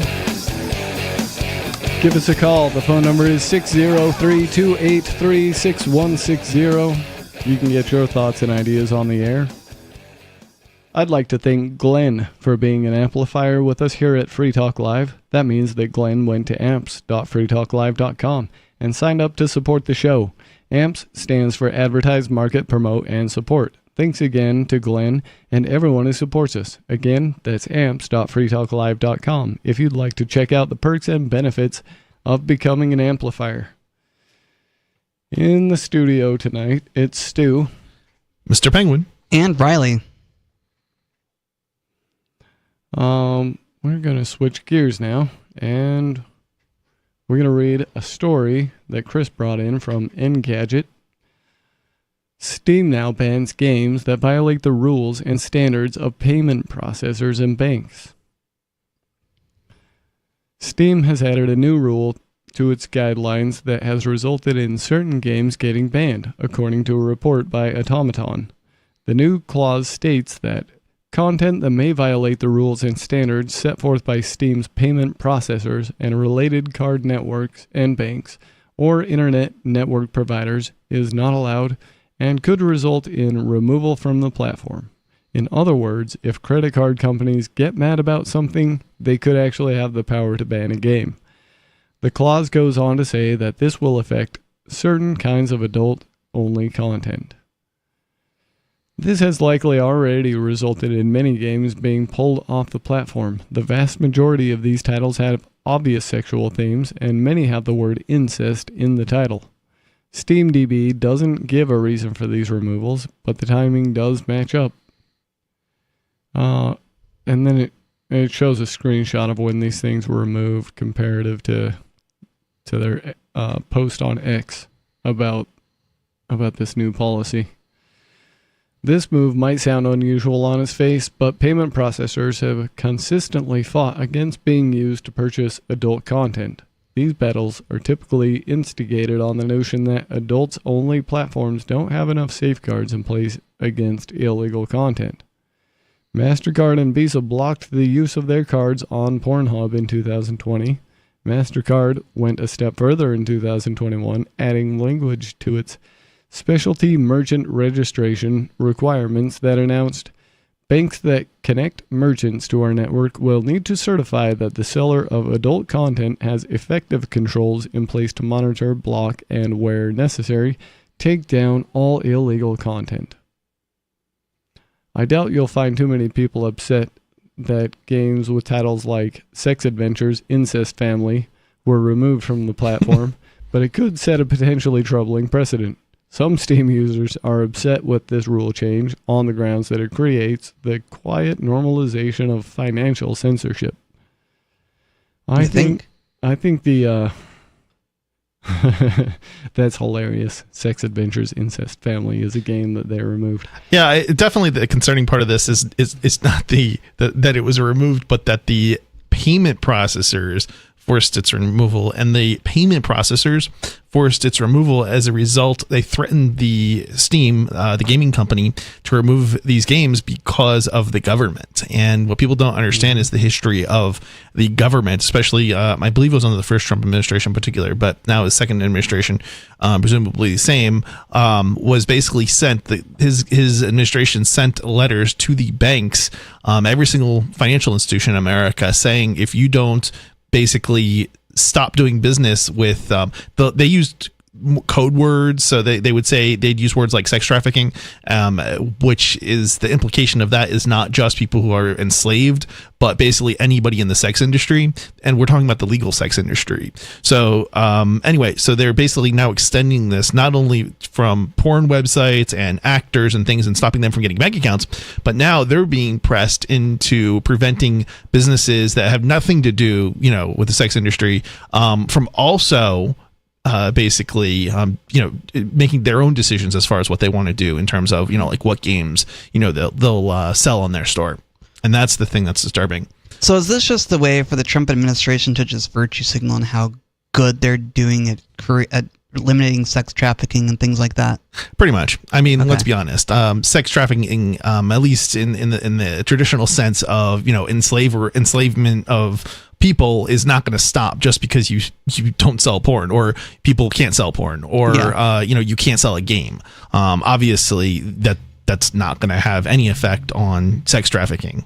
But I imagine it's not, because sex traffickers aren't going to use payment processors to exchange money. They're going to do something else entirely. Yeah, and it doesn't stop them anyway, right? Like, I mean, there are things like cryptocurrencies, goldbacks, and plain old cash. Yep. And at the end of the day, if you look at like the drug industry, well, who launders the most amount of money? It's actually the banks, and it's the banks for the drug, the drug dealers, basically the drug cartels. So like this whole idea that this works is nonsense. What it does is it tries to virtual signal that the government is doing something, when in practice they're just basically making examples out of mostly peaceful people who are actually not even doing anything all that harmful to anyone. In fact, most of the people are not doing anything harmful at all. They're just little guys, maybe selling Bitcoin or whatever. And even though that most Bitcoin isn't used for drugs or sex or anything like that,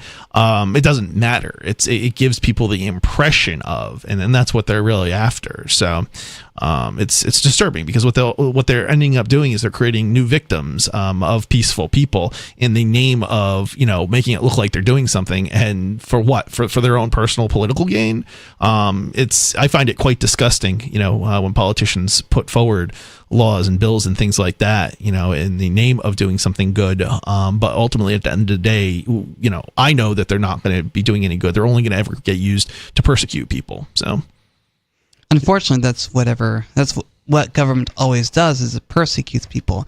They want to pretend to virtue signal by demanding that children get IDs for Pornhub or something like that, but in reality what it's doing is just creating another route for people to access. Well, I mean, and the crazy thing about it is that doesn't even work. It's 100% not effective. They tried to do this in the United States at the federal level 4 or 5 times. They passed laws, and every time the Supreme Court ruled that's not constitutional for adults. You can't restrict, put just a generic restriction on website operators to block kids from accessing porn, because it will harm adults, and they have free speech rights and so on, right?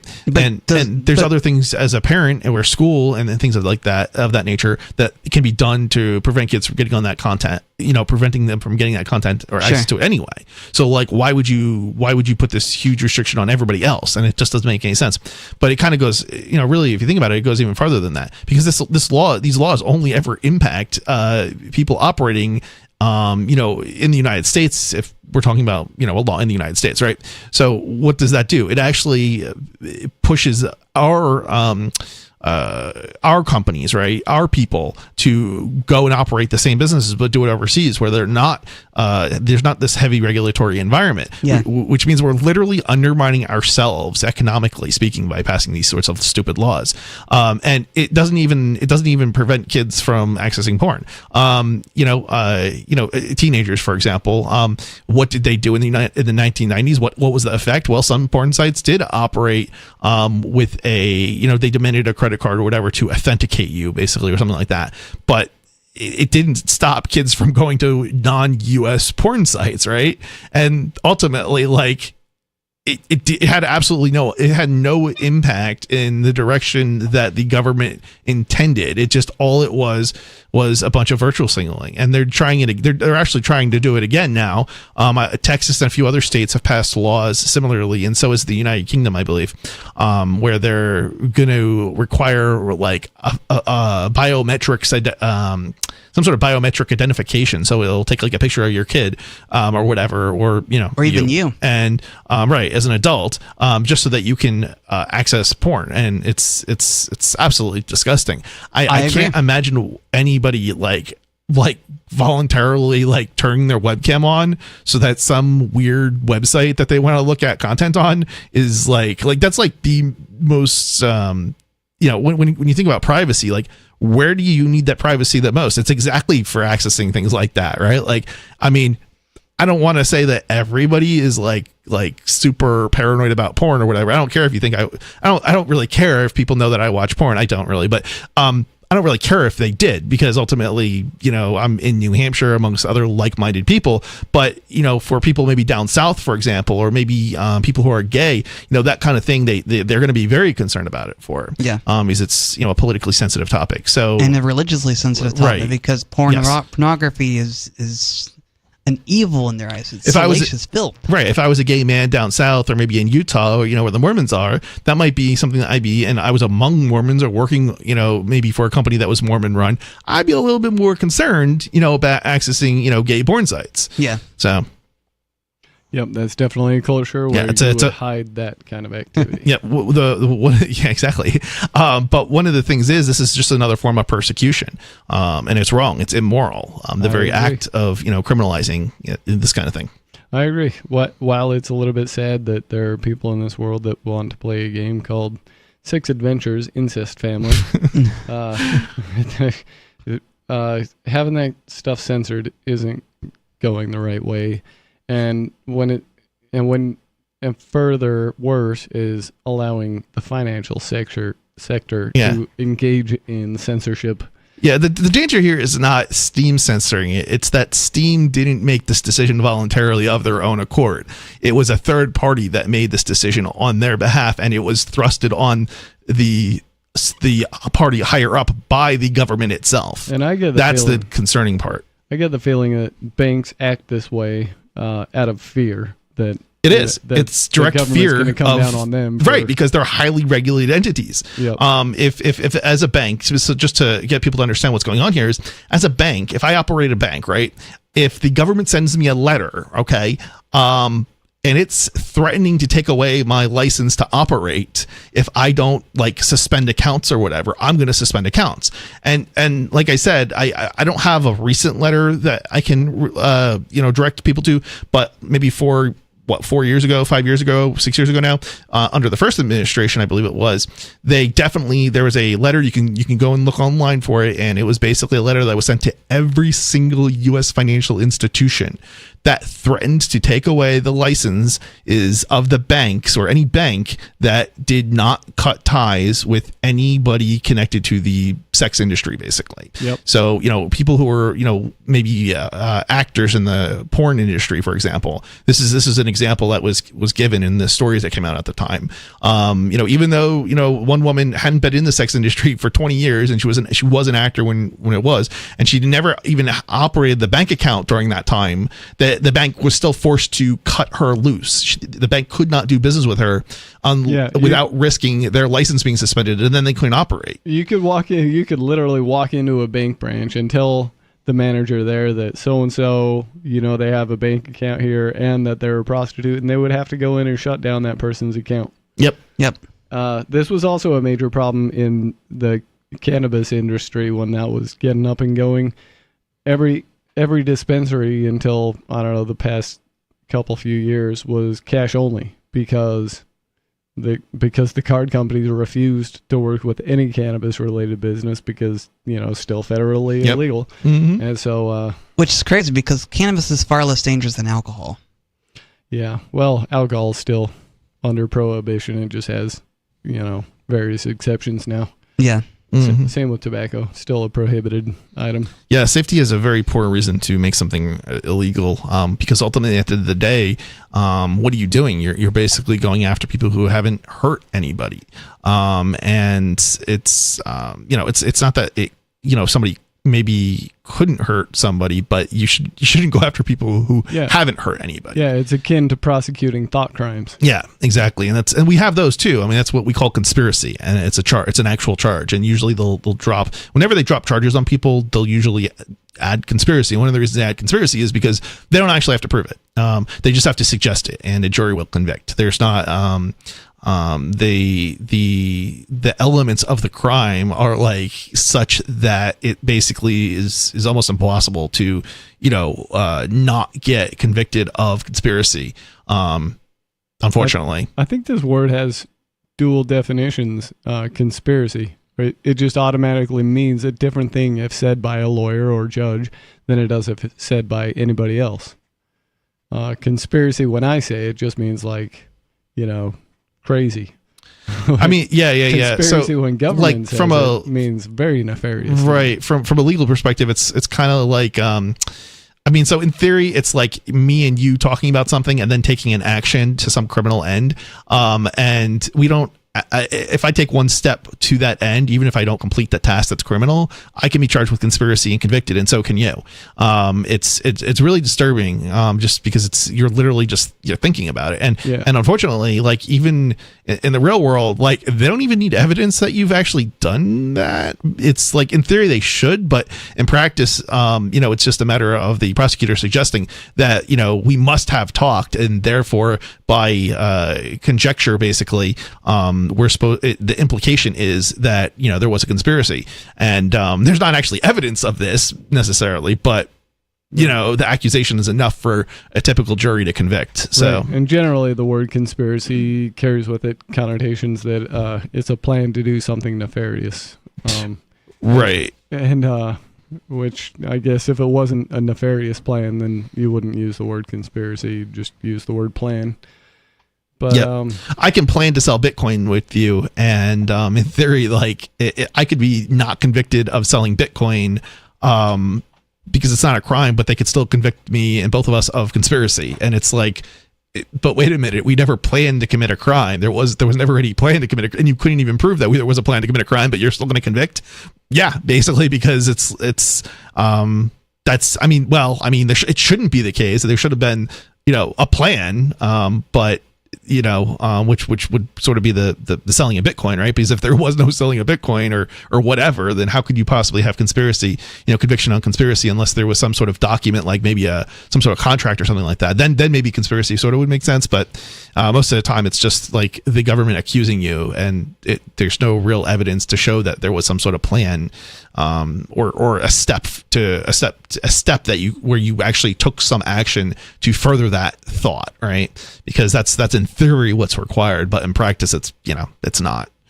Yeah, if ever I'm hauled up in front of the Holy United States Church of Justice, also known as the court, on charges of conspiracy, I hope that I get to ask them, so do you mean that you have a conspiracy theory? Because you add that word to it. I love that. Yeah, that changes everything. Definitely changes the connotation there. And then you can go ahead and talk about the court's conspiracy theory about you to the jury, and maybe that'll get into their subconscious and finally get them to actually use the brain that may or may not exist inside of there. It seems like, I don't know, maybe they put like brain inhibitors inside of the jury box so that just brains don't work in there. I think the problem is that we're not really seeing, when we have juries, we're not usually seeing, there's a joke. Philosophers.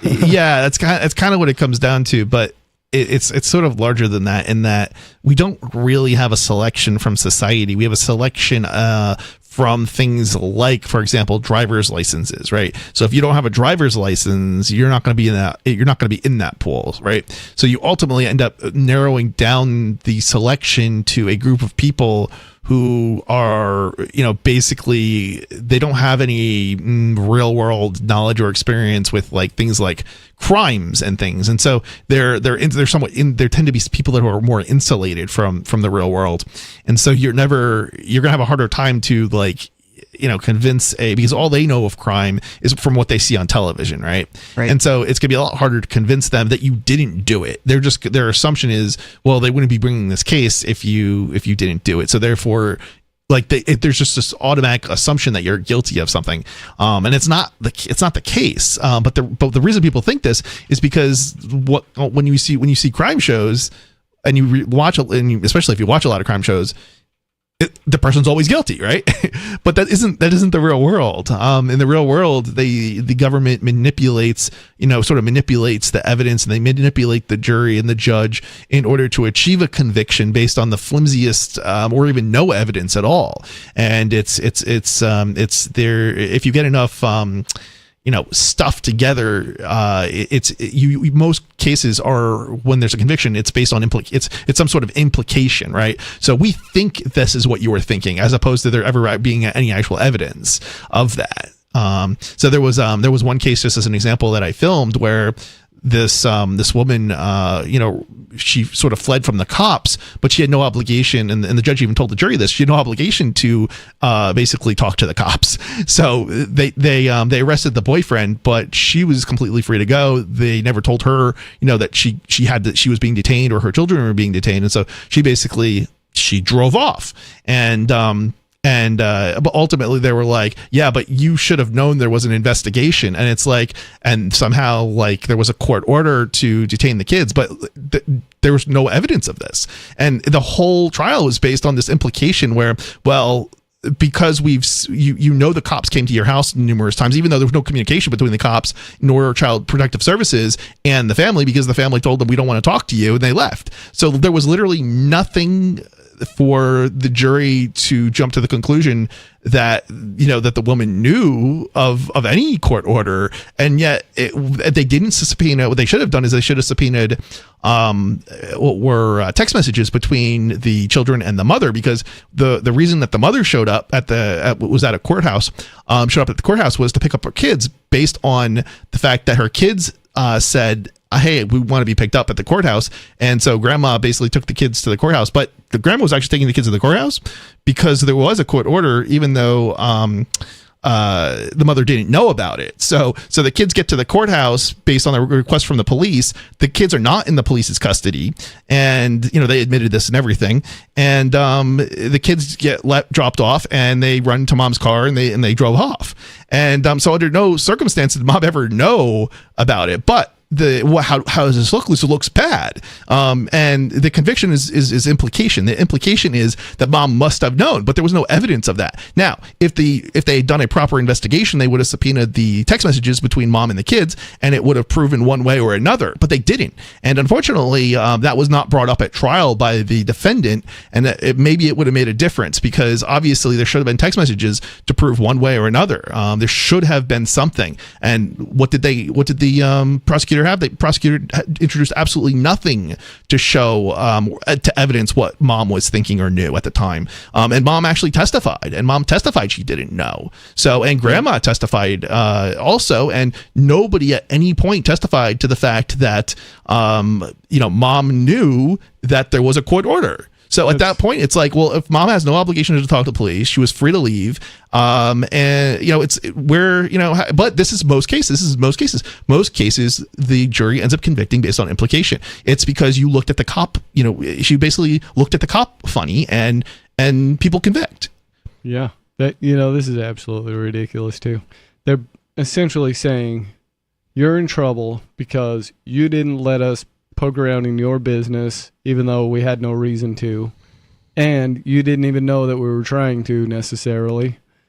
Well, but you're still in trouble for it. Yeah, she didn't even know that. Well, she wasn't. This is the crazy thing. She wasn't being detained, right? Like, right. If the cop had wanted to detain her, the cop could have said, "Hey, you're all being detained." There's no resisting arrest or fleeing or any of that. It's just what they got her on obstruction of justice. Interfering with an investigation is what they charged her with and convicted on. It's insane. Even though the investigation concluded there's nothing there. She didn't. There's no She crime definitely there. did not interfere with the investigation. Basically, she didn't stop the cop from doing their job. Right. The only way she could have stopped the cop from doing her job is if the cop had actually, put handcuffs on the kids and I want to use the word custody, but technically it would be control of the kids, not custody of the kids. And but mom had actual custody of the kids, so absolutely she had every right to take those kids and go off. Short of the cop saying you're being detained or I have a court order or something to that effect, or stop, you're under arrest or something. Right, and she did, and the cop actually did say that to dad, or actually a boyfriend. And the boyfriend was under arrest, but she still was able to free to drive off with the kids. Definitely the just us system. Indeed. Give us a call, 603-283-6160. It's Free Talk Live.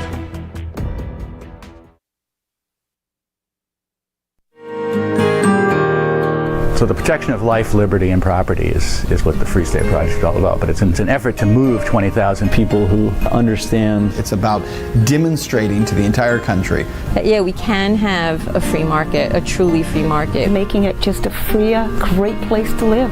It's the world's largest voluntarist libertarian community, and it's only getting bigger. That's amazing, to be able to move to a place where other people passionately believe in being free and independent. What the Free State Project is managing to do, though, is to put their money where their mouth is. Physically getting up across the country and saying, let's go someplace and let's demonstrate the power of these ideas. There's a lot of kind of philosophy that surrounds liberty. There's a lot of thinking about it and talking about it. But here in New Hampshire, people are doing it. 101 Reasons Liberty Lives in New Hampshire, a documentary by Free State Project early movers. Watch it free at 101reasonsfilm.com. 101reasonsfilm.com. Protection. Eleutheromania. The insatiable desire for freedom. Filibuster. Police state. It's the new 3-song heavy metal EP from Captain Kickass. Available now on your favorite music app or get it directly from CaptainKickass.com. If you want to know the latest about Free Talk Live before we go on the air, all you need to decide is how you want it delivered. It's your choice. Visit news.freetalklive.com to receive our usually weekly news updates by email. Plus, we have a Twitter account at twitter.freetalklive.com, and you can follow us on the decentralized Mastodon platform at toot.freetalklive.com. So please follow us at toot.freetalklive.com and sign up for our emails at news.freetalklive.com. You're listening to the live edition of Free Talk Live. Hour number 3 is next after the news here on the Liberty Radio Network at LRN.FM. From Feature Story News in San Francisco, I'm Ira Spitzer with a look back at some of the week's top stories. U.S. President Donald Trump ordered his Attorney General Pam Bondi to release grand jury records about convicted sex offender Jeffrey Epstein. It followed a report from the Wall Street Journal about a letter Trump wrote to Epstein in 2003. FSN's Nick Harper reports from Washington. The exclusive report from the Wall Street Journal centers around Jeffrey Epstein's 50th birthday back in 2003. A book was created made up of letters from Epstein's friends and associates, and included in that book is a letter reportedly written and signed by Donald Trump.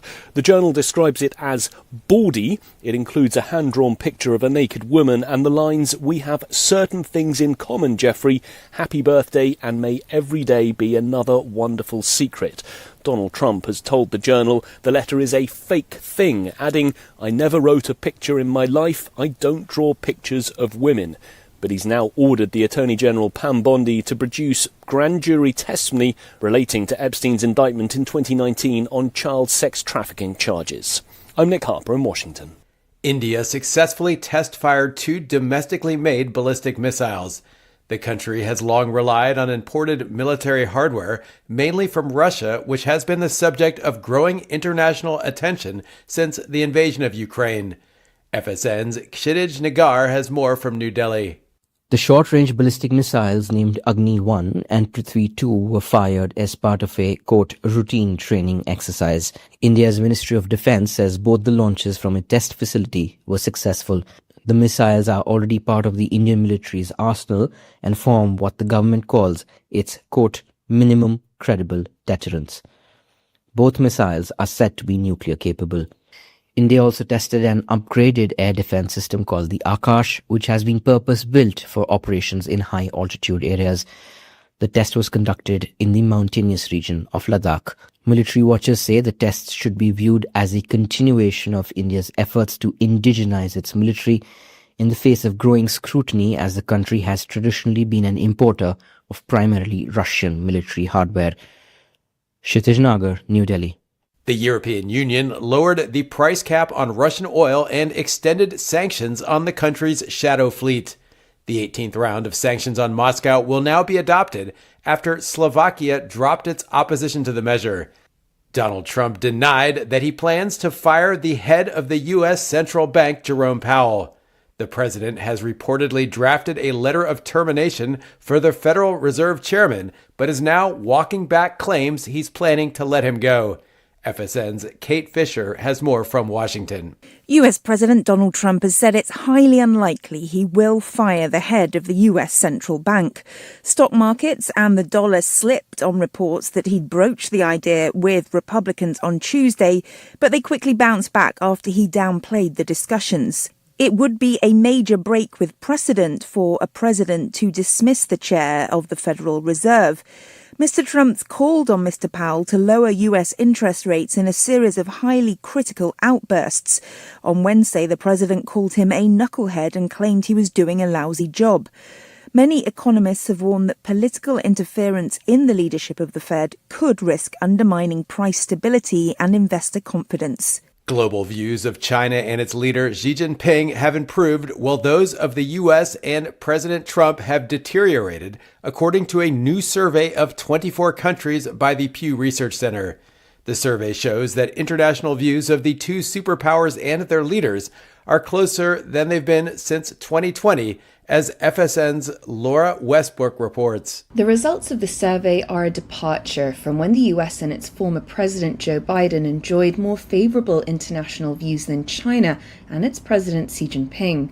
The survey by Pew found the US was viewed more favorably than China in 8 countries. China was viewed more favorably in 7, and the two were viewed about equally in the remainder. Countries like Canada, France, and Germany showed a decrease in favorable opinions of the US, while an increase in positive views of China. Some analysts believe that the US looks like a less reliable partner, and people might have limited confidence in Donald Trump to lead the global economy, while China's human rights policies and its handling of the COVID-19 pandemic, which had impacted negative views of the country in the past, might not weigh as much this time. Those were some of the top stories from the past week. Iris. This is the Onion Week in Review. In local news, a succession of terrible events failed to befall a 33-year-old riding a longboard to his digital media job Monday. Shocked bystanders helplessly watched as media developer Jake Reston skated safely through Manhattan traffic without flipping over on his obnoxiously oversized skateboard and smashing his stupid face into the pavement, with many saying they were horrified at the sight of the floppy-haired little shit walking into his office unscathed. It was one of the most horrible things I've ever seen. He wasn't even hit by a car. I was just praying that someone would step in and throw him off his stupid little skateboard and punch him right in the mouth.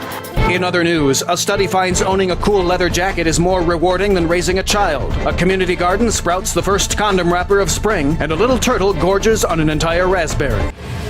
Tonight in the cabin, schoolmarm's telling about how they talk about corpulation down the school. Only a fool needs telling how to screw. Just let the pecker guide you. But come on, listen anyhow. This is the Onion News Network. Our Matrix server is about as free as internet chat can be. Join the existing rooms or create your own at chat.freetalklive.com.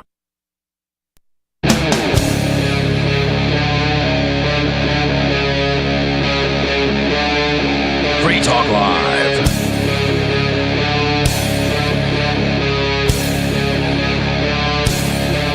This is Free Talk Live. Talk radio you control. We're in the final of the 3-hour show tonight. You can call and get your thoughts and ideas on the air. The phone number here is 603-283-6160. Again, that's 603-283-6160. In the studio tonight, it's Stu. And Mr. Penguin. And Riley. We've got a story here from The Guardian. A reputable news source. ICE secretly deported Pennsylvania grandfather, 82, after he lost green card. Oh. An 82-year-old man in Pennsylvania was secretly deported to Guatemala after visiting an immigration office last month to replace his lost green card, according to his family, who have not heard from him since and were initially told he was dead. What? According to Morning Call, which first reported the story, longtime Allentown resident Louis Leon, who was granted political asylum in the U.S. in 1987 after being tortured under the regime of the Chilean dictator Augusto Pinochet, lost his wallet containing the physical card that confirmed his legal residency. So he and his wife booked an appointment to get it replaced. When he arrived at the office on the 20th of June, however, he was handcuffed by 2 immigration and custom enforcement officers, ICE agents, who led him away from his wife without explanation, she said. She herself was kept in the building for 10 hours until relatives picked her up. The family said they made efforts to find any information on his whereabouts but learned nothing. Then, sometime after Leon was detained, a woman purporting to be an immigration lawyer called the family, claiming she could help, but did not disclose how she knew about the case or where Leon was. On the 9th of July, according to Leon's granddaughter, the same woman called them again, claiming Leon had died. What? Wow. A week later, however, they discovered from a relative in Chile that Leon was alive after all, but now in a hospital in Guatemala, a country to which he has no connection. This is ridiculous. How in the world are the conservative voters so obtuse to think that their own government is taking care of illegals when in reality we have cases like this happening all the time? According to Morning Call, the relative said Leon had first been sent to an immigration detention center in Minnesota before being deported to Guatemala, despite not appearing on any ICE detention deportation lists. A recent Supreme Court decision ruled the Trump administration could deport immigrants to other countries beside their country of origin. In his nearly 40 years living in the U.S., Leon spent his career working in a leather manufacturing plant and raised a family. He had since retired. Thank you, Leon, for your service. Exactly. Thank you for your service, Leon. And don't thank any government for their service. They're rendering nothing but terrorism. Yeah, please don't thank people, especially bureaucrats, for their service. Mm-hmm. I mean, it's one thing if they were working for the private sector, but bureaucrats? No. No, he worked in a leather manufacturing plant, which adds almost nothing to the current regime's power, and raised a family, which takes power from them. So for those things, I thank him. His condition at the hospital in Guatemala is unknown. He suffers from diabetes, high blood pressure, and heart condition, according to his family, which is no surprise since he's been eating the American diet for 40 years, who said they were planning to fly to Guatemala to see him. An ICE official told the Morning Call it was investigating the matter. Oh, I'm sure you are. I'm sure they're so involved in this investigation. They're going to be like, "Oh, we did nothing wrong. We followed the rules. Yep. Nothing's wrong here. Nothing to see." Makes me feel so much better. Oh yeah, so much better. So much better knowing that your so-called tax dollars are being used for this fun purpose. Yep. Way to go. You got an 82-year-old grandpa deported. Yep. Good job. Yep. And the hits just keep on coming. Got another one. This comes from CBS News. This one's funny. Trump threatens to block Washington Commanders stadium deal unless team changes back to former name. Anybody know what that was? I know we're not all sports ball fans here. Not a clue. I'm guessing it's... Well, let's just get into the article. I can't think of it either. President Trump on Sunday pushed the Washington Commanders NFL team to return to its previous name, which was scrapped 5 years ago because it included a word that many view as a slur against Native Americans. Redskin? Yeah. Okay. The president also threatened to block a complicated deal for the Commanders to return to a stadium in Washington, D.C., unless they return to the name Washington Redskins. The Washington Whatevers should immediately change their name back to the Washington Redskins football team. There is a big clamoring for this, Mr. Trump wrote. Hours later, Mr. Trump said he may put a restriction on them that if they don't change the name back to the original Washington Redskins and get rid of the ridiculous moniker Washington Commanders, I won't make a deal for them to build a stadium in Washington. Why would you want to build a stadium in Washington? And not only that, this is so childish. It is. He's just a childish bambino. Baby. What a baby. Baby Trump. Throwing a little fit, throwing a little tantrum. The Commanders hope to build a new stadium in Washington, D.C. I can't imagine why. At the site of RFK Stadium, returning to the capital city almost 30 years after the team decamped to Maryland. The deal is complicated. The stadium sits on federal land, but Congress in January granted the city control over the land for 99 years, clearing the way for the property to be redeveloped. City councilors still need to approve the redevelopment plan. Meanwhile, in baseball, the president also pushed the Cleveland Guardians MLB team to change back to the Cleveland Indians, a name the franchise got rid of in 2021. Make Indians great again, he wrote in the Sunday afternoon statement. Mr. Trump claimed, our great Indian people in massive numbers want this to happen. Their heritage and prestige is systematically being taken away from them. Oh man, that's a facepalm. Is that really the the Native American heritage is being named after a baseball team? Yeah, I don't think so. Oh no, you're destroying our culture because we can't. Oh man, because we can't have the Indians baseball team. It's just so absurd. Yeah. Like, I realize virtue signaling by changing names of sports teams is a silly idea, but at the same time, you know, for Trump to say it's wrecking someone's culture, it's ridiculous. Right now, we're going to go to the phones. On-screen caller, you're on Free Talk Live. What's on your mind? Oh, I just want to say that, you know, this $1 billion cut to PBS and NPR News, it's the oil company that's behind it.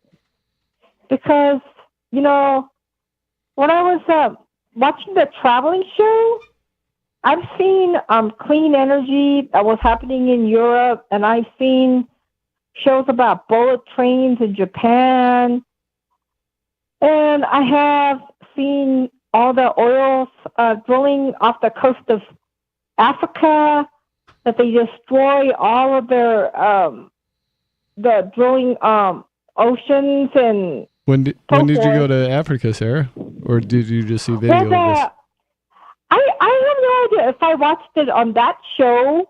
No, I think I have seen. I don't know about that, but I heard that they're drilling off the coast of Africa, and then they destroy their whole sea life.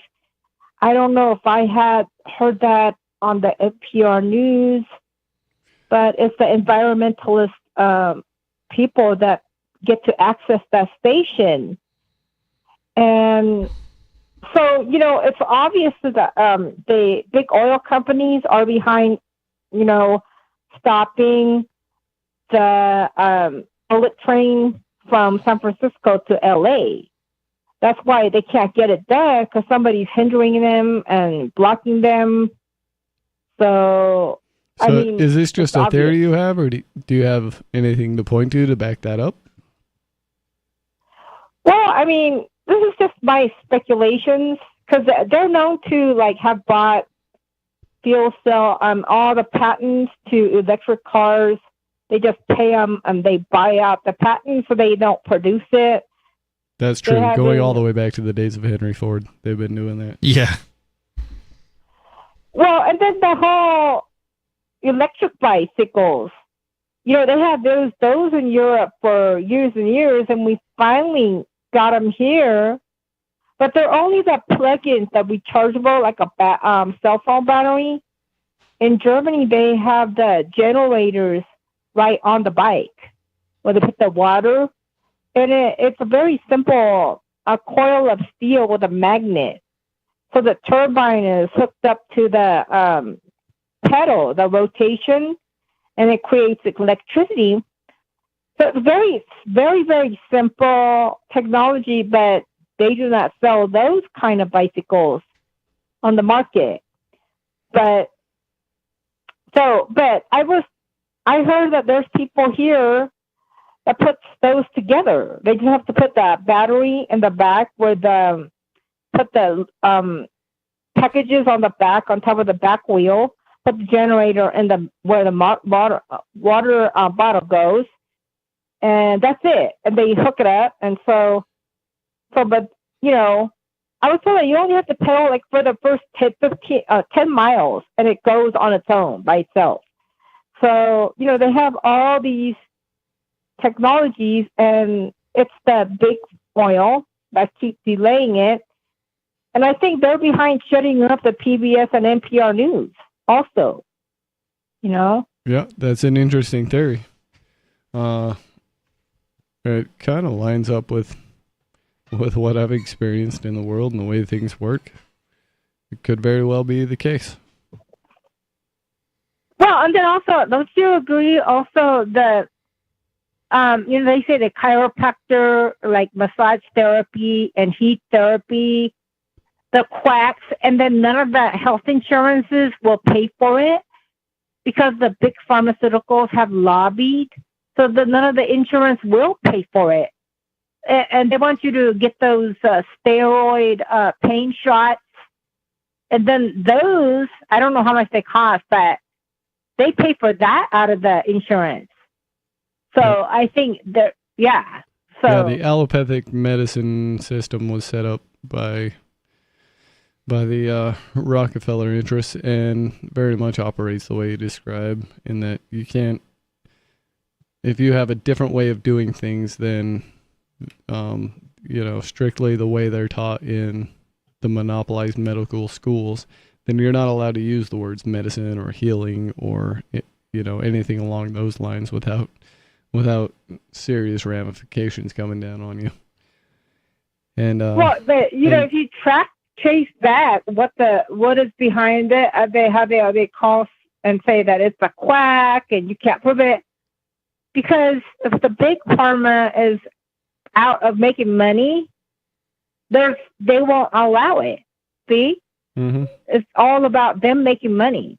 So yeah, I'm fairly certain that the people that could afford all of the medical treatment in the world that they could possibly want are seeing homeopathic doctors and chiropractors, and not these drug pushers that call themselves doctors. Right. So, but you're doing the Sunday night. Have you had a lot of callers? And well, I just want to say that I made a trip up to Santa Fe, and I went inside the roundhouse, and it was open to the public, and they were actually having committee meetings. So they have these committee meetings about different issues all throughout the year, and it's more important to participate so that it winds up becoming important enough to become a bill. So you have to have a lot of these people that are like, for me, with pedestrian and bicycle safety, will go there and say, I'm concerned about traffic safety and pedestrian safety. And you have to have people show up, sign in, and have a comment on that before they even bother to put it through the 1, 2, 3 committees, and before it becomes a bill. And either the rep or a senators have to write up a bill and sponsor a bill before it could be voted on in the House of the Senate, and it goes to the governor. So I was told that these committee that happens before the session is what makes it important enough to have it become like a bill. So then, I guess those meetings were happening. In fact, I was sitting in front of a transportation committee, and the lady came out of it, and I was like, oh, they just had a transportation committee. We're just sitting right here. So, and then I was very much would like to be involved in the transportation committee, because my desire is to push that rail runner to Las Cruces. Is that Well, a paid you know, position? Transportation committee? And would that ruin your benefits? I have a feeling it is all voluntary. It's from the people from the community because we're the only one.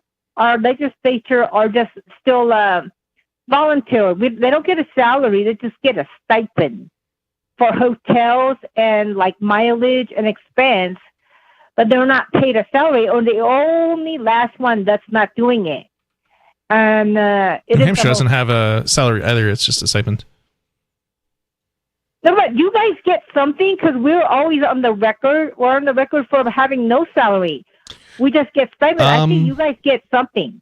There might be $100 or something like that, possibly a year. So maybe you're right. Oh, really? So that they do get paid something in salary. The only thing is the stipend is for gas and the hotel stipend, and I don't know if they include some eating out or something like that. I don't know what it contains, but it is the most stupidest thing. And also, New Mexico has the shortest session. How about this? 1 month, 1 year, and the next year, like 2 months. And then they have all these extended special sessions. Oh, we don't have time. We have to talk about a crime in New Mexico. So they have another session, and they call that's how they get away with not addressing the things that don't fit their agendas. Only the things that already fit their agendas are going to get any attention whatsoever. Well, what is it? I'm one of those people that want to have like a 6-month session or 8-month session. But what it is that they get stuck in this tradition. It's like, this is the way our state law was since 100 years ago. This is the way they did it. Well, obviously, they had to take horses there. It took them like 3 weeks to get to Santa Fe from Las Cruces or something on a horse. So they did everything in 1 month, and the next year they did everything in 2 months. But it's like, it's hard to get out of a new habit. I'd be pushing the other way, I think, where I'd want my legislature to have a 6-minute session per year. 6 minutes. Yeah, that would be great. Awesome. In 6 minutes, you don't get to do it. Yeah, but they have these committee meetings all year round. But, I want to say that what amazes me is that people are amazed that I'm so political, that they are kind of like, they do take me serious when I tell them I was in the roundhouse, because I work on something and I get it done. So I am not. Is the roundhouse what they call the state house there in New Mexico? It sounds like state it. Capitol. Oh, that's funny because it's also a type of kick. Yeah. Well, the thing is that, remember I was working on that, putting the speeding cameras on the state highways? I talked to Mo Maesta. I had a meeting, 30-minute in-person meeting with OTC Pino, and I've been calling all the representatives, and I got that done. Now we have this new statute. Only because it already fit their agenda.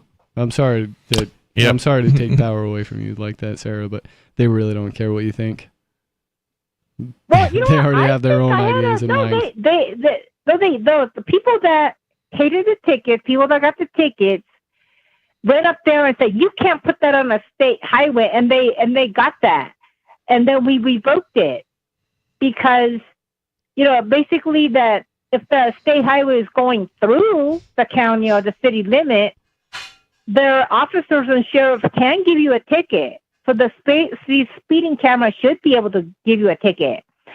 And so I'm sure somebody just pointed out a contradiction or a liability that it creates for them, and now that they've cleared it up, they can go ahead and put them right back up.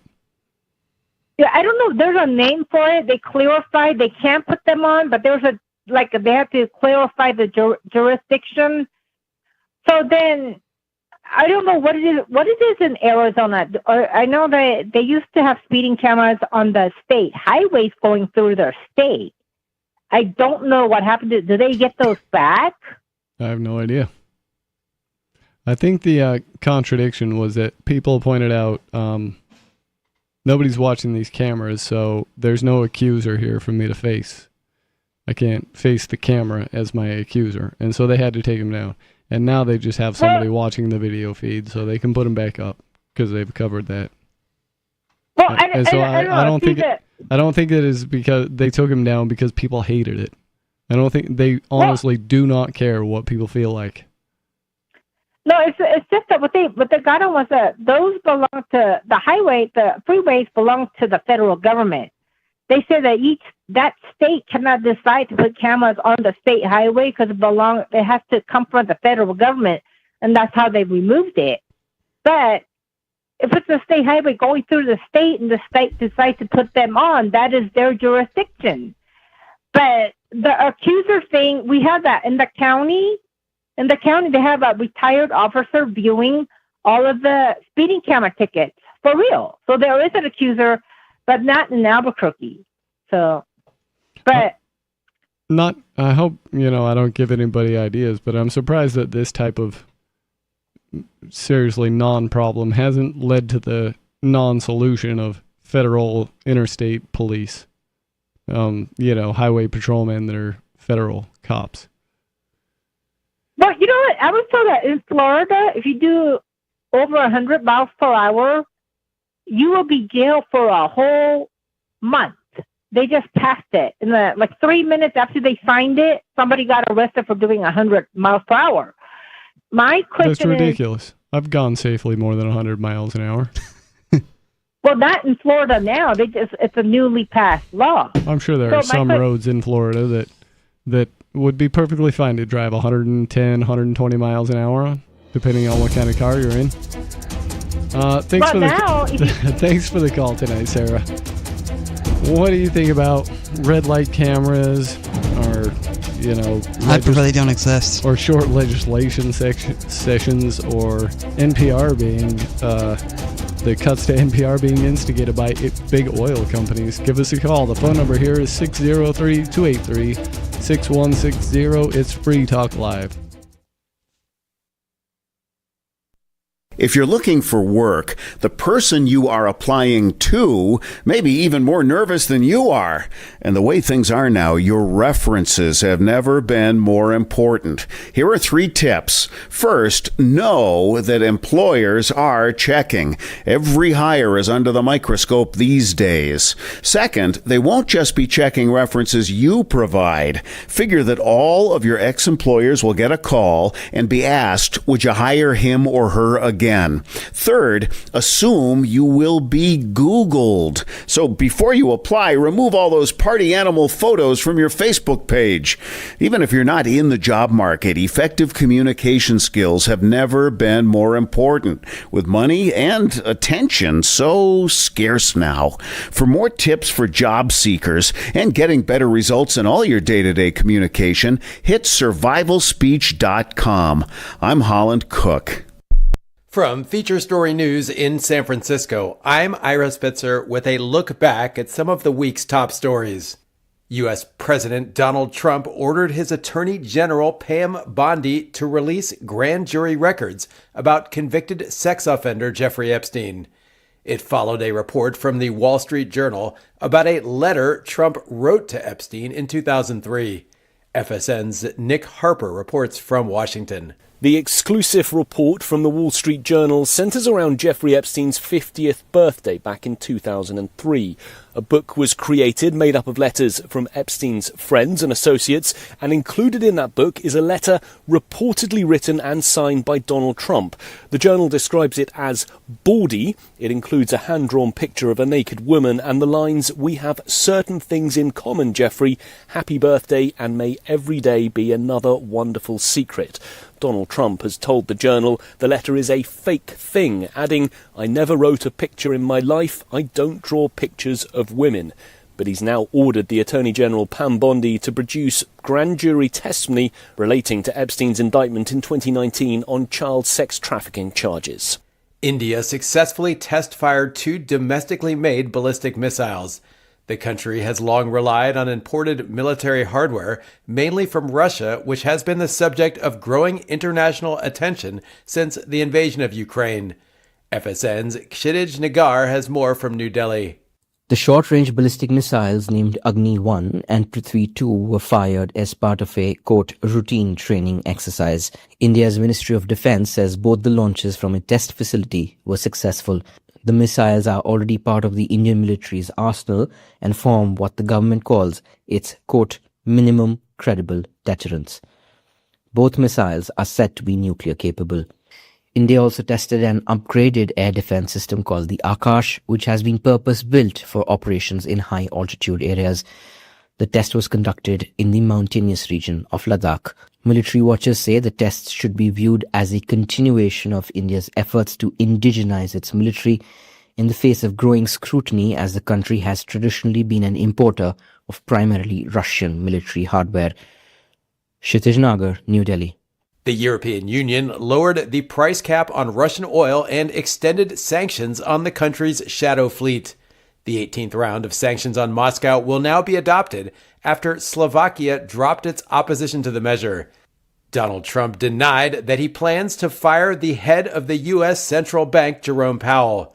The president has reportedly drafted a letter of termination for the Federal Reserve chairman, but is now walking back claims he's planning to let him go. From Bureaus Worldwide, this is FSN. You can stick it to the man and big tech. Join our FTL social mastodon at social.freetalklive.com.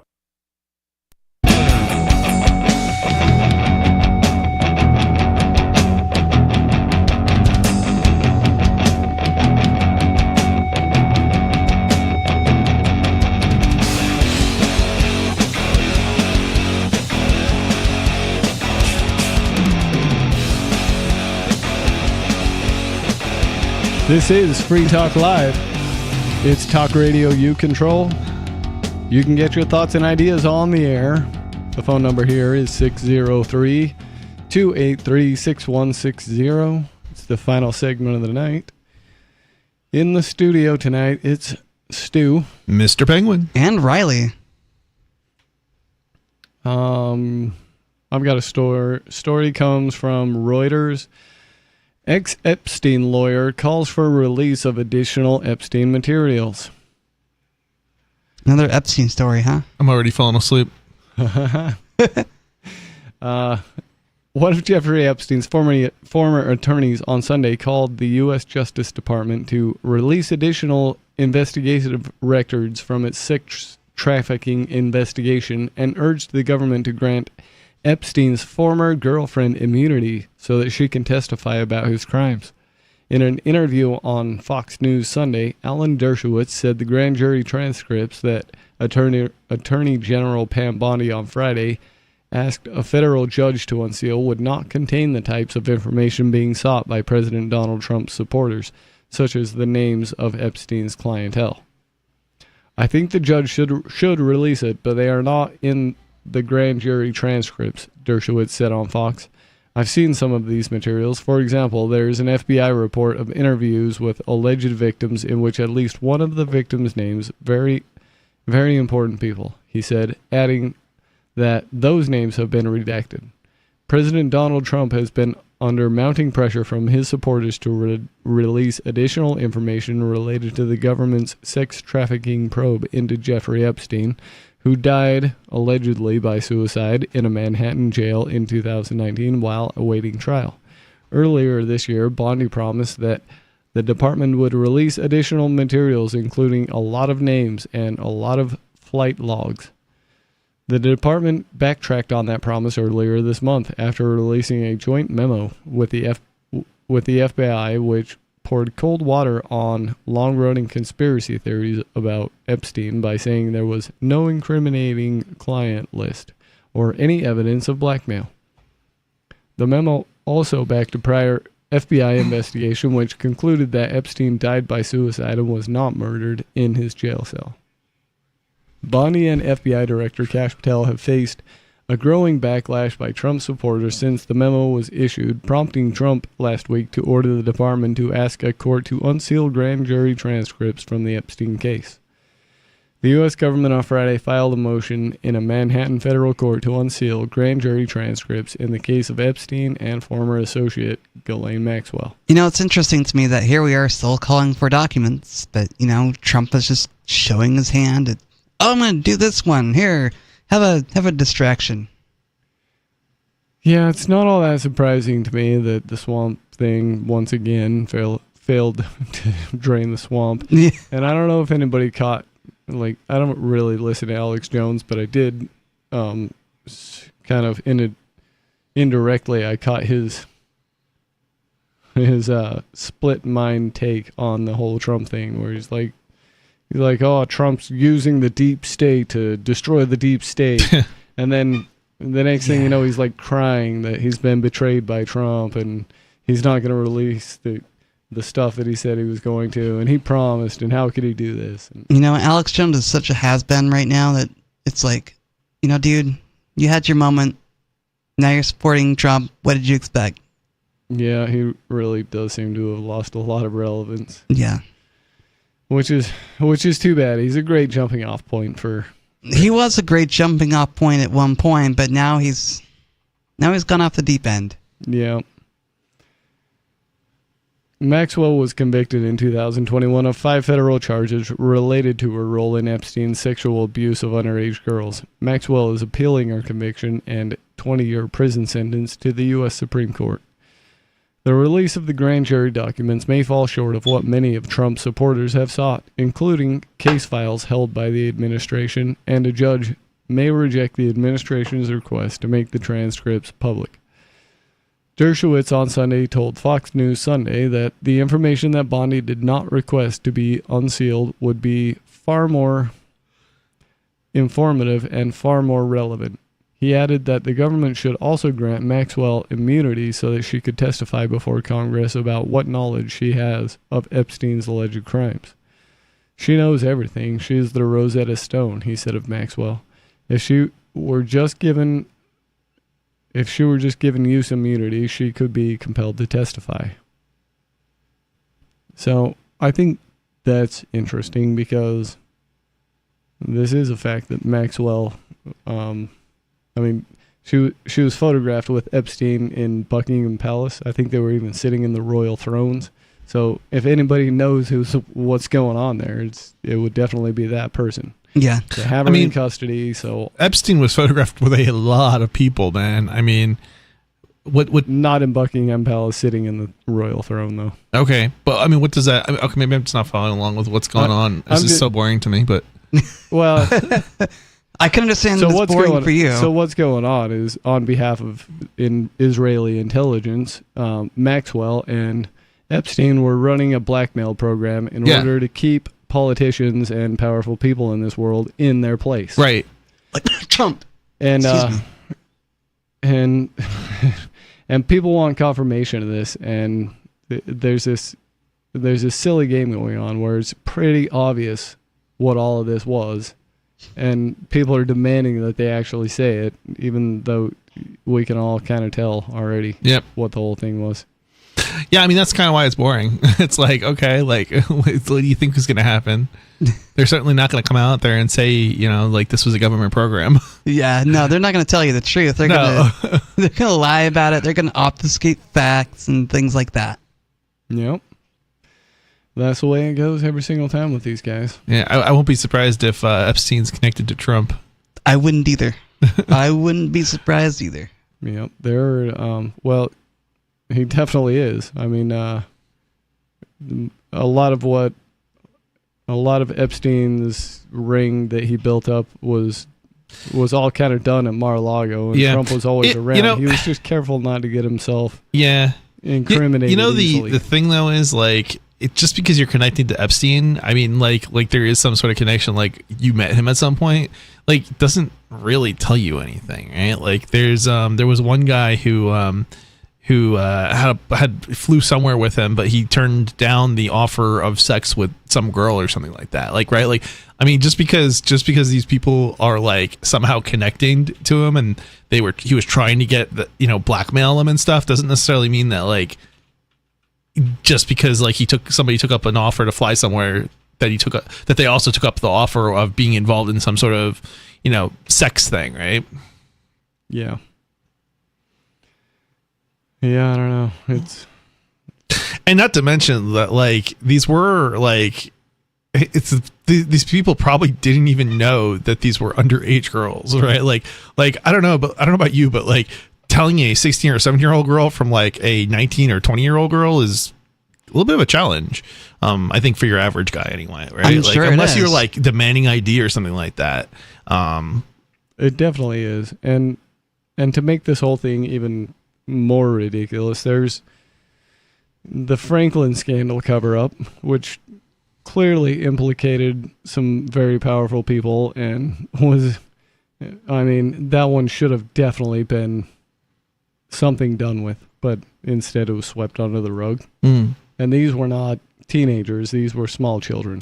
Yeah, I mean, the other thing is like even if you are there and you take up this flirtatious girl, who's offering you sex, like that doesn't mean that you had knowledge that like there was some sort of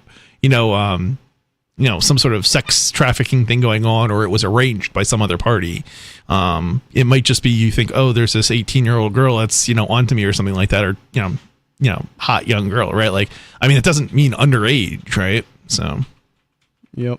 And not to mention, there's different ages for that. Like in New Hampshire, it's 16, right? Like, and this just, I believe where they took them, it just happened. Well, it was intentionally 18 or something like that. It was older, right? So. Yep. But then again, that's of course what happens when you're trying to blackmail people, right? Yet they got to use all the things they can to blackmail you so they can keep you under their control. Yep. And to a lot of people, it's like this doesn't even matter. It's like, oh no, you were interested in a girl that was 10 years younger than you. Oh my God, the world's gonna end. It's like, it's not. I mean, it's they may or may not have been victims. I don't know, but it's certainly hard to blame the guy when the guy doesn't know, that a girl is, being trafficked or told to, do something against her will. It's like, and at some point I know there was some testimony to that, I believe, or somebody said that, like one of the girls said, well, I was paid to flirt with these guys or something like that. And it's like, okay, well, did you tell him, did you tell him that you were being forced against your will? Because if you didn't tell him that and you were flirting with them, it's like, I understand that you're a victim, but you're a victim of Epstein. You're a victim of the government. You're not necessarily a victim of, these guys. Yeah. Yeah. And a lot of what was going on there was very much, just a blackmail ring, and not so much like, sure, some of these people were victimized. Well, kinda, I mean, and if you think about it for a moment, it's actually all of these people are connected to Epstein that are being accused now are kind of victims, right? Because again, if you're invited on some sort of trip and these girls are flirting with you, and it's like, you were set up. It wasn't some intentional act that you or initiative that you took to go and scout underage girls or anything like that. Yeah. Yeah. So I kind of tend to agree with you there, Penguin. Sex is just we have such an overreaction to sex. It's like, it's wrong to force people to do something against their will, but it doesn't matter whether or not it was sexual or something else. Yep. And this is just the thing that the MAGA crowd is very upset about right now. Yep. Trump said he was going to. Oh yeah. Now he's like, I'm not going to. But just drop it already. I don't know. More important thing. I guess more interesting to me is why would he say he was going to in the first place? Yeah. When he probably knew. Because he's a politician. He's a liar. Like, that's what they do. Yeah. Yeah, that's true. I guess that's not surprising. What is surprising is that he actually let Ross out of prison. Oh, I completely agree with you there. I mean, he was serving 2 life sentences plus 40 years. Yeah, that was interesting. But I mean, it makes a lot of sense. I mean, these guys are dirty, and Trump in particular is very dirty, and he's got no problem with releasing somebody in order to get a voting block. And libertarians don't make up a huge voting block, but they make up a voting block, and with enough of these voting blocks, it does push you over. And he learned that the last time round when he wasn't reelected. So it's like he's like, oh yeah, well, if I want to get elected to a second term now, I need these small voting blocks.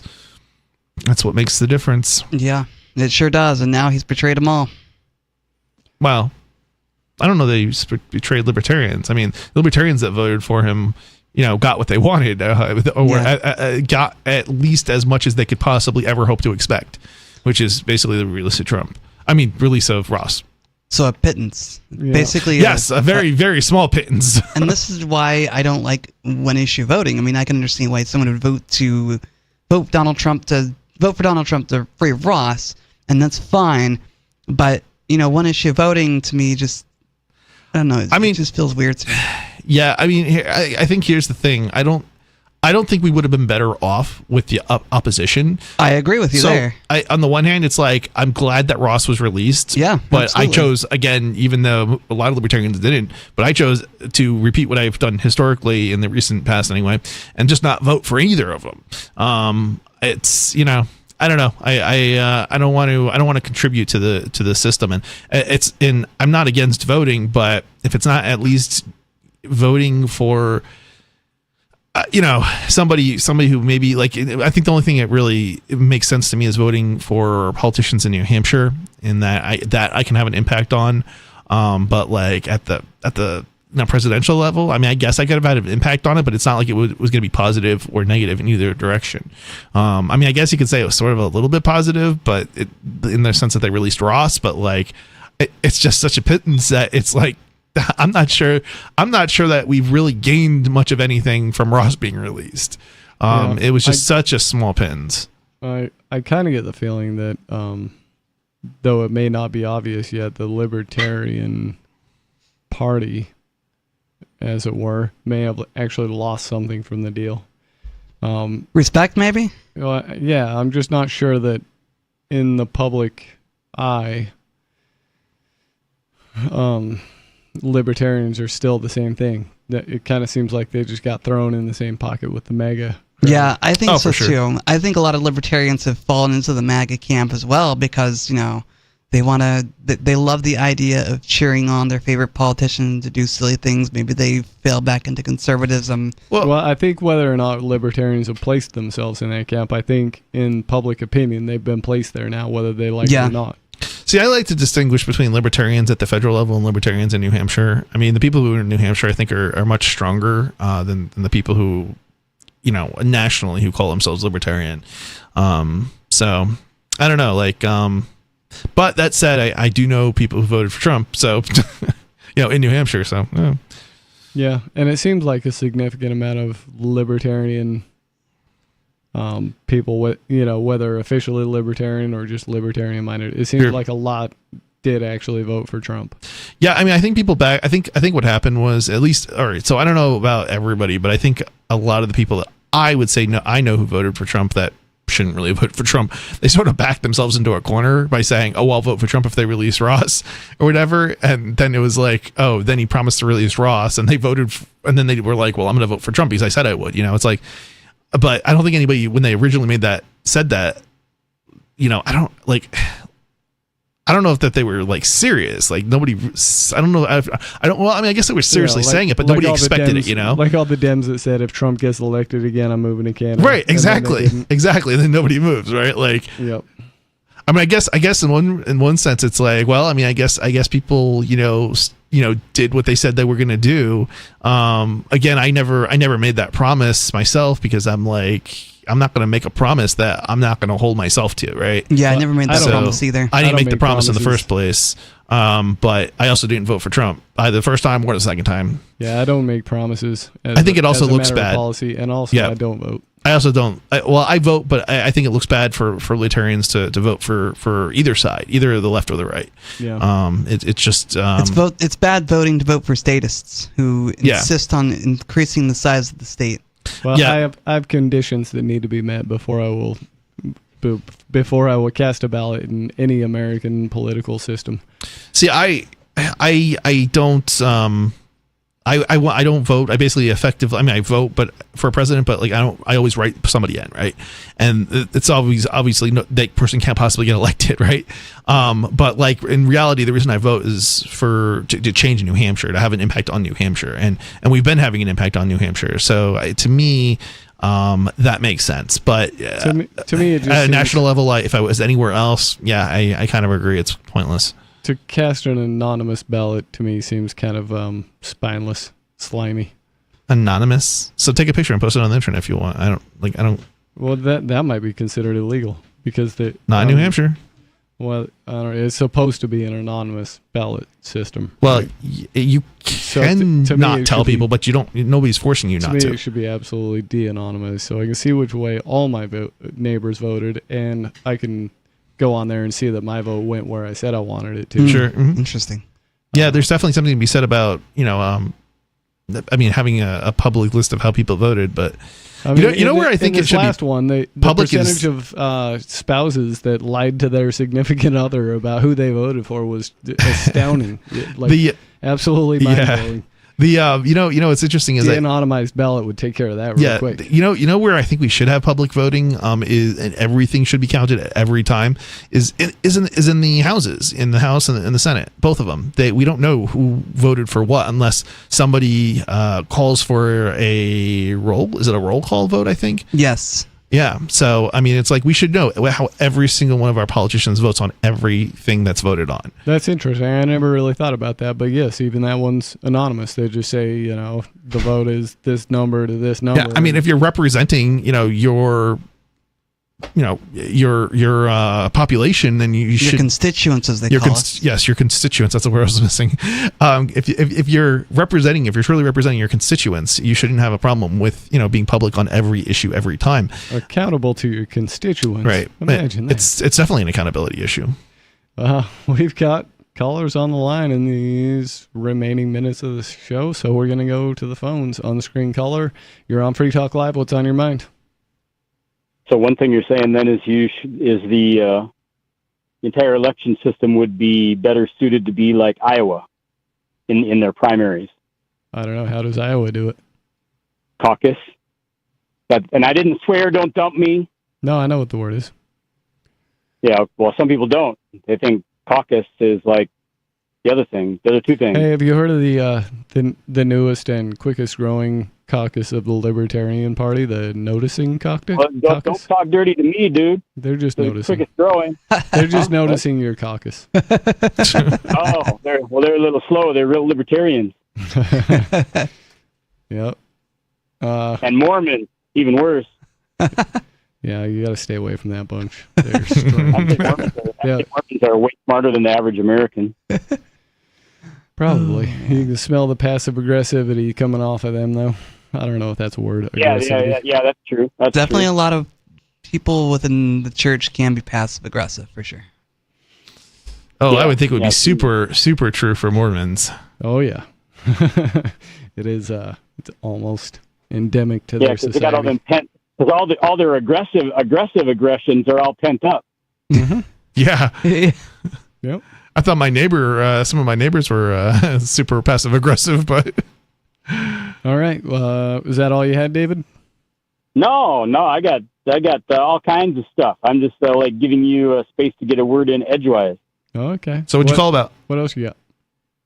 Well, I'm talking about what you're talking. I got other stuff, but you don't have time for that. So I'm talking about what you guys are talking about. So I fit in instead of being an outcast. Mm-hmm.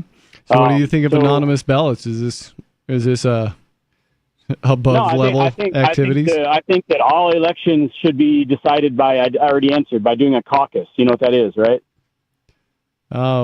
Yes. Okay, so tell your listeners what a caucus, and don't talk dirty, but tell them what a caucus is. It's where you try to rally a certain amount of the votes within your party under an idea or a slogan. True, but that's not even the most important part of it. What's the most important part of it? Well, I don't know. I would say a caucus is more localized. No, it's because you all get to when you're going to elect the person you're going to elect, you get together on one evening. I mean, it doesn't have to be that way, but the way it's done, you get together in one evening, everybody in one room, and you do it all in one room at one time. And when it's over, and you vote by going to different corners of the room. You want Trump, you go to that side of the room. You want Biden or whatever, you go to that side of the room. So everybody sees everything. That's interesting. I think we'd have issues doing that in Keene, at least. We just don't have a large enough facility. You got no room. Well, you can do it outdoors then. You go. No That's more true. excuses. Maybe of all Maybe if all votes were run that way in the American political system, you might. I Get can't even imagine engaged. though. Like, how do you get the 23,000 people in Keene like together, even on like a field or something somewhere? Well, you have to break it down into a bunch of smaller groups. Doesn't matter. Yeah, maybe something like that. Doesn't matter because they're not all going to show up anyway. The dumb ones can just stay home and let the smart people decide. And then instead of 22,000 people caucusing, there'll be 1,000 or two. I mean, we already have parking issues when it comes to voting, like when we vote. So I'm not really sure how we're going to get any kind of sizable group simultaneously at the same time. That's a good way. That's a good way to weed out the people that are not as dedicated as the other people. All right, thanks for the call. Interesting ideas there. I think that would definitely be better than the system of anonymous ballot that most people participate under. I've never heard this about Iowa. I'll have to look into that at some point. We'll be back on Saturday with more Free Talk Live. Thanks for listening.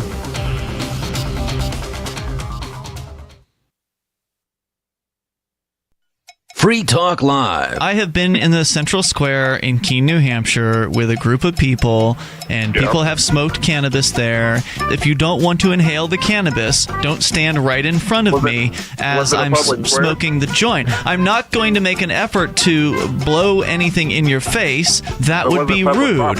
That would be a violation of your personal space.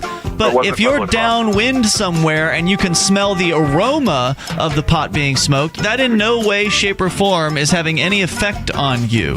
What if they're standing 5 feet away? You are being ridiculous. No, I'm saying. You are being ridiculous. No. The only way you're going to get high, sir, the only way you're going to even have a chance of feeling any sort of effect is if I go walk up right into your face and blow it up your nose. Nice try, troll. Free Talk Live, 7 nights a week from 7 to 10 Eastern at freetalklive.com. Free speech is protected on the internet, right? Not always. Government agencies try to limit free speech and commerce on the net. Luckily, when they do, the Institute for Justice is there to defend your First Amendment right to free speech. IJ helped set the first federal precedent for internet free speech in 1999, and ever since has worked to prevent unconstitutional roadblocks in cyberspace. Visit our website today at ij.org. What if you want to hear the latest episode of Free Talk Live, but all you have is your phone, you forgot to download our archive, and you have no data connection? You can call our Listen line at 641-793-0191. That's a long-distance number, so you may incur charges. If not, listen as long as you want. 641-793-0191. The Free Talk Live Listen line, 641-793-0191. Coming up next after the news, Hour 1 of the latest episode of Free Talk Live here at listen.freetalklive.com. From Feature Story News in San Francisco, I'm Ira Spitzer with a look back at some of the week's top stories. U.S. President Donald Trump ordered his Attorney General Pam Bondi to release grand jury records about convicted sex offender Jeffrey Epstein. It followed a report from the Wall Street Journal about a letter Trump wrote to Epstein in 2003. FSN's Nick Harper reports from Washington. The exclusive report from the Wall Street Journal centers around Jeffrey Epstein's 50th birthday back in 2003.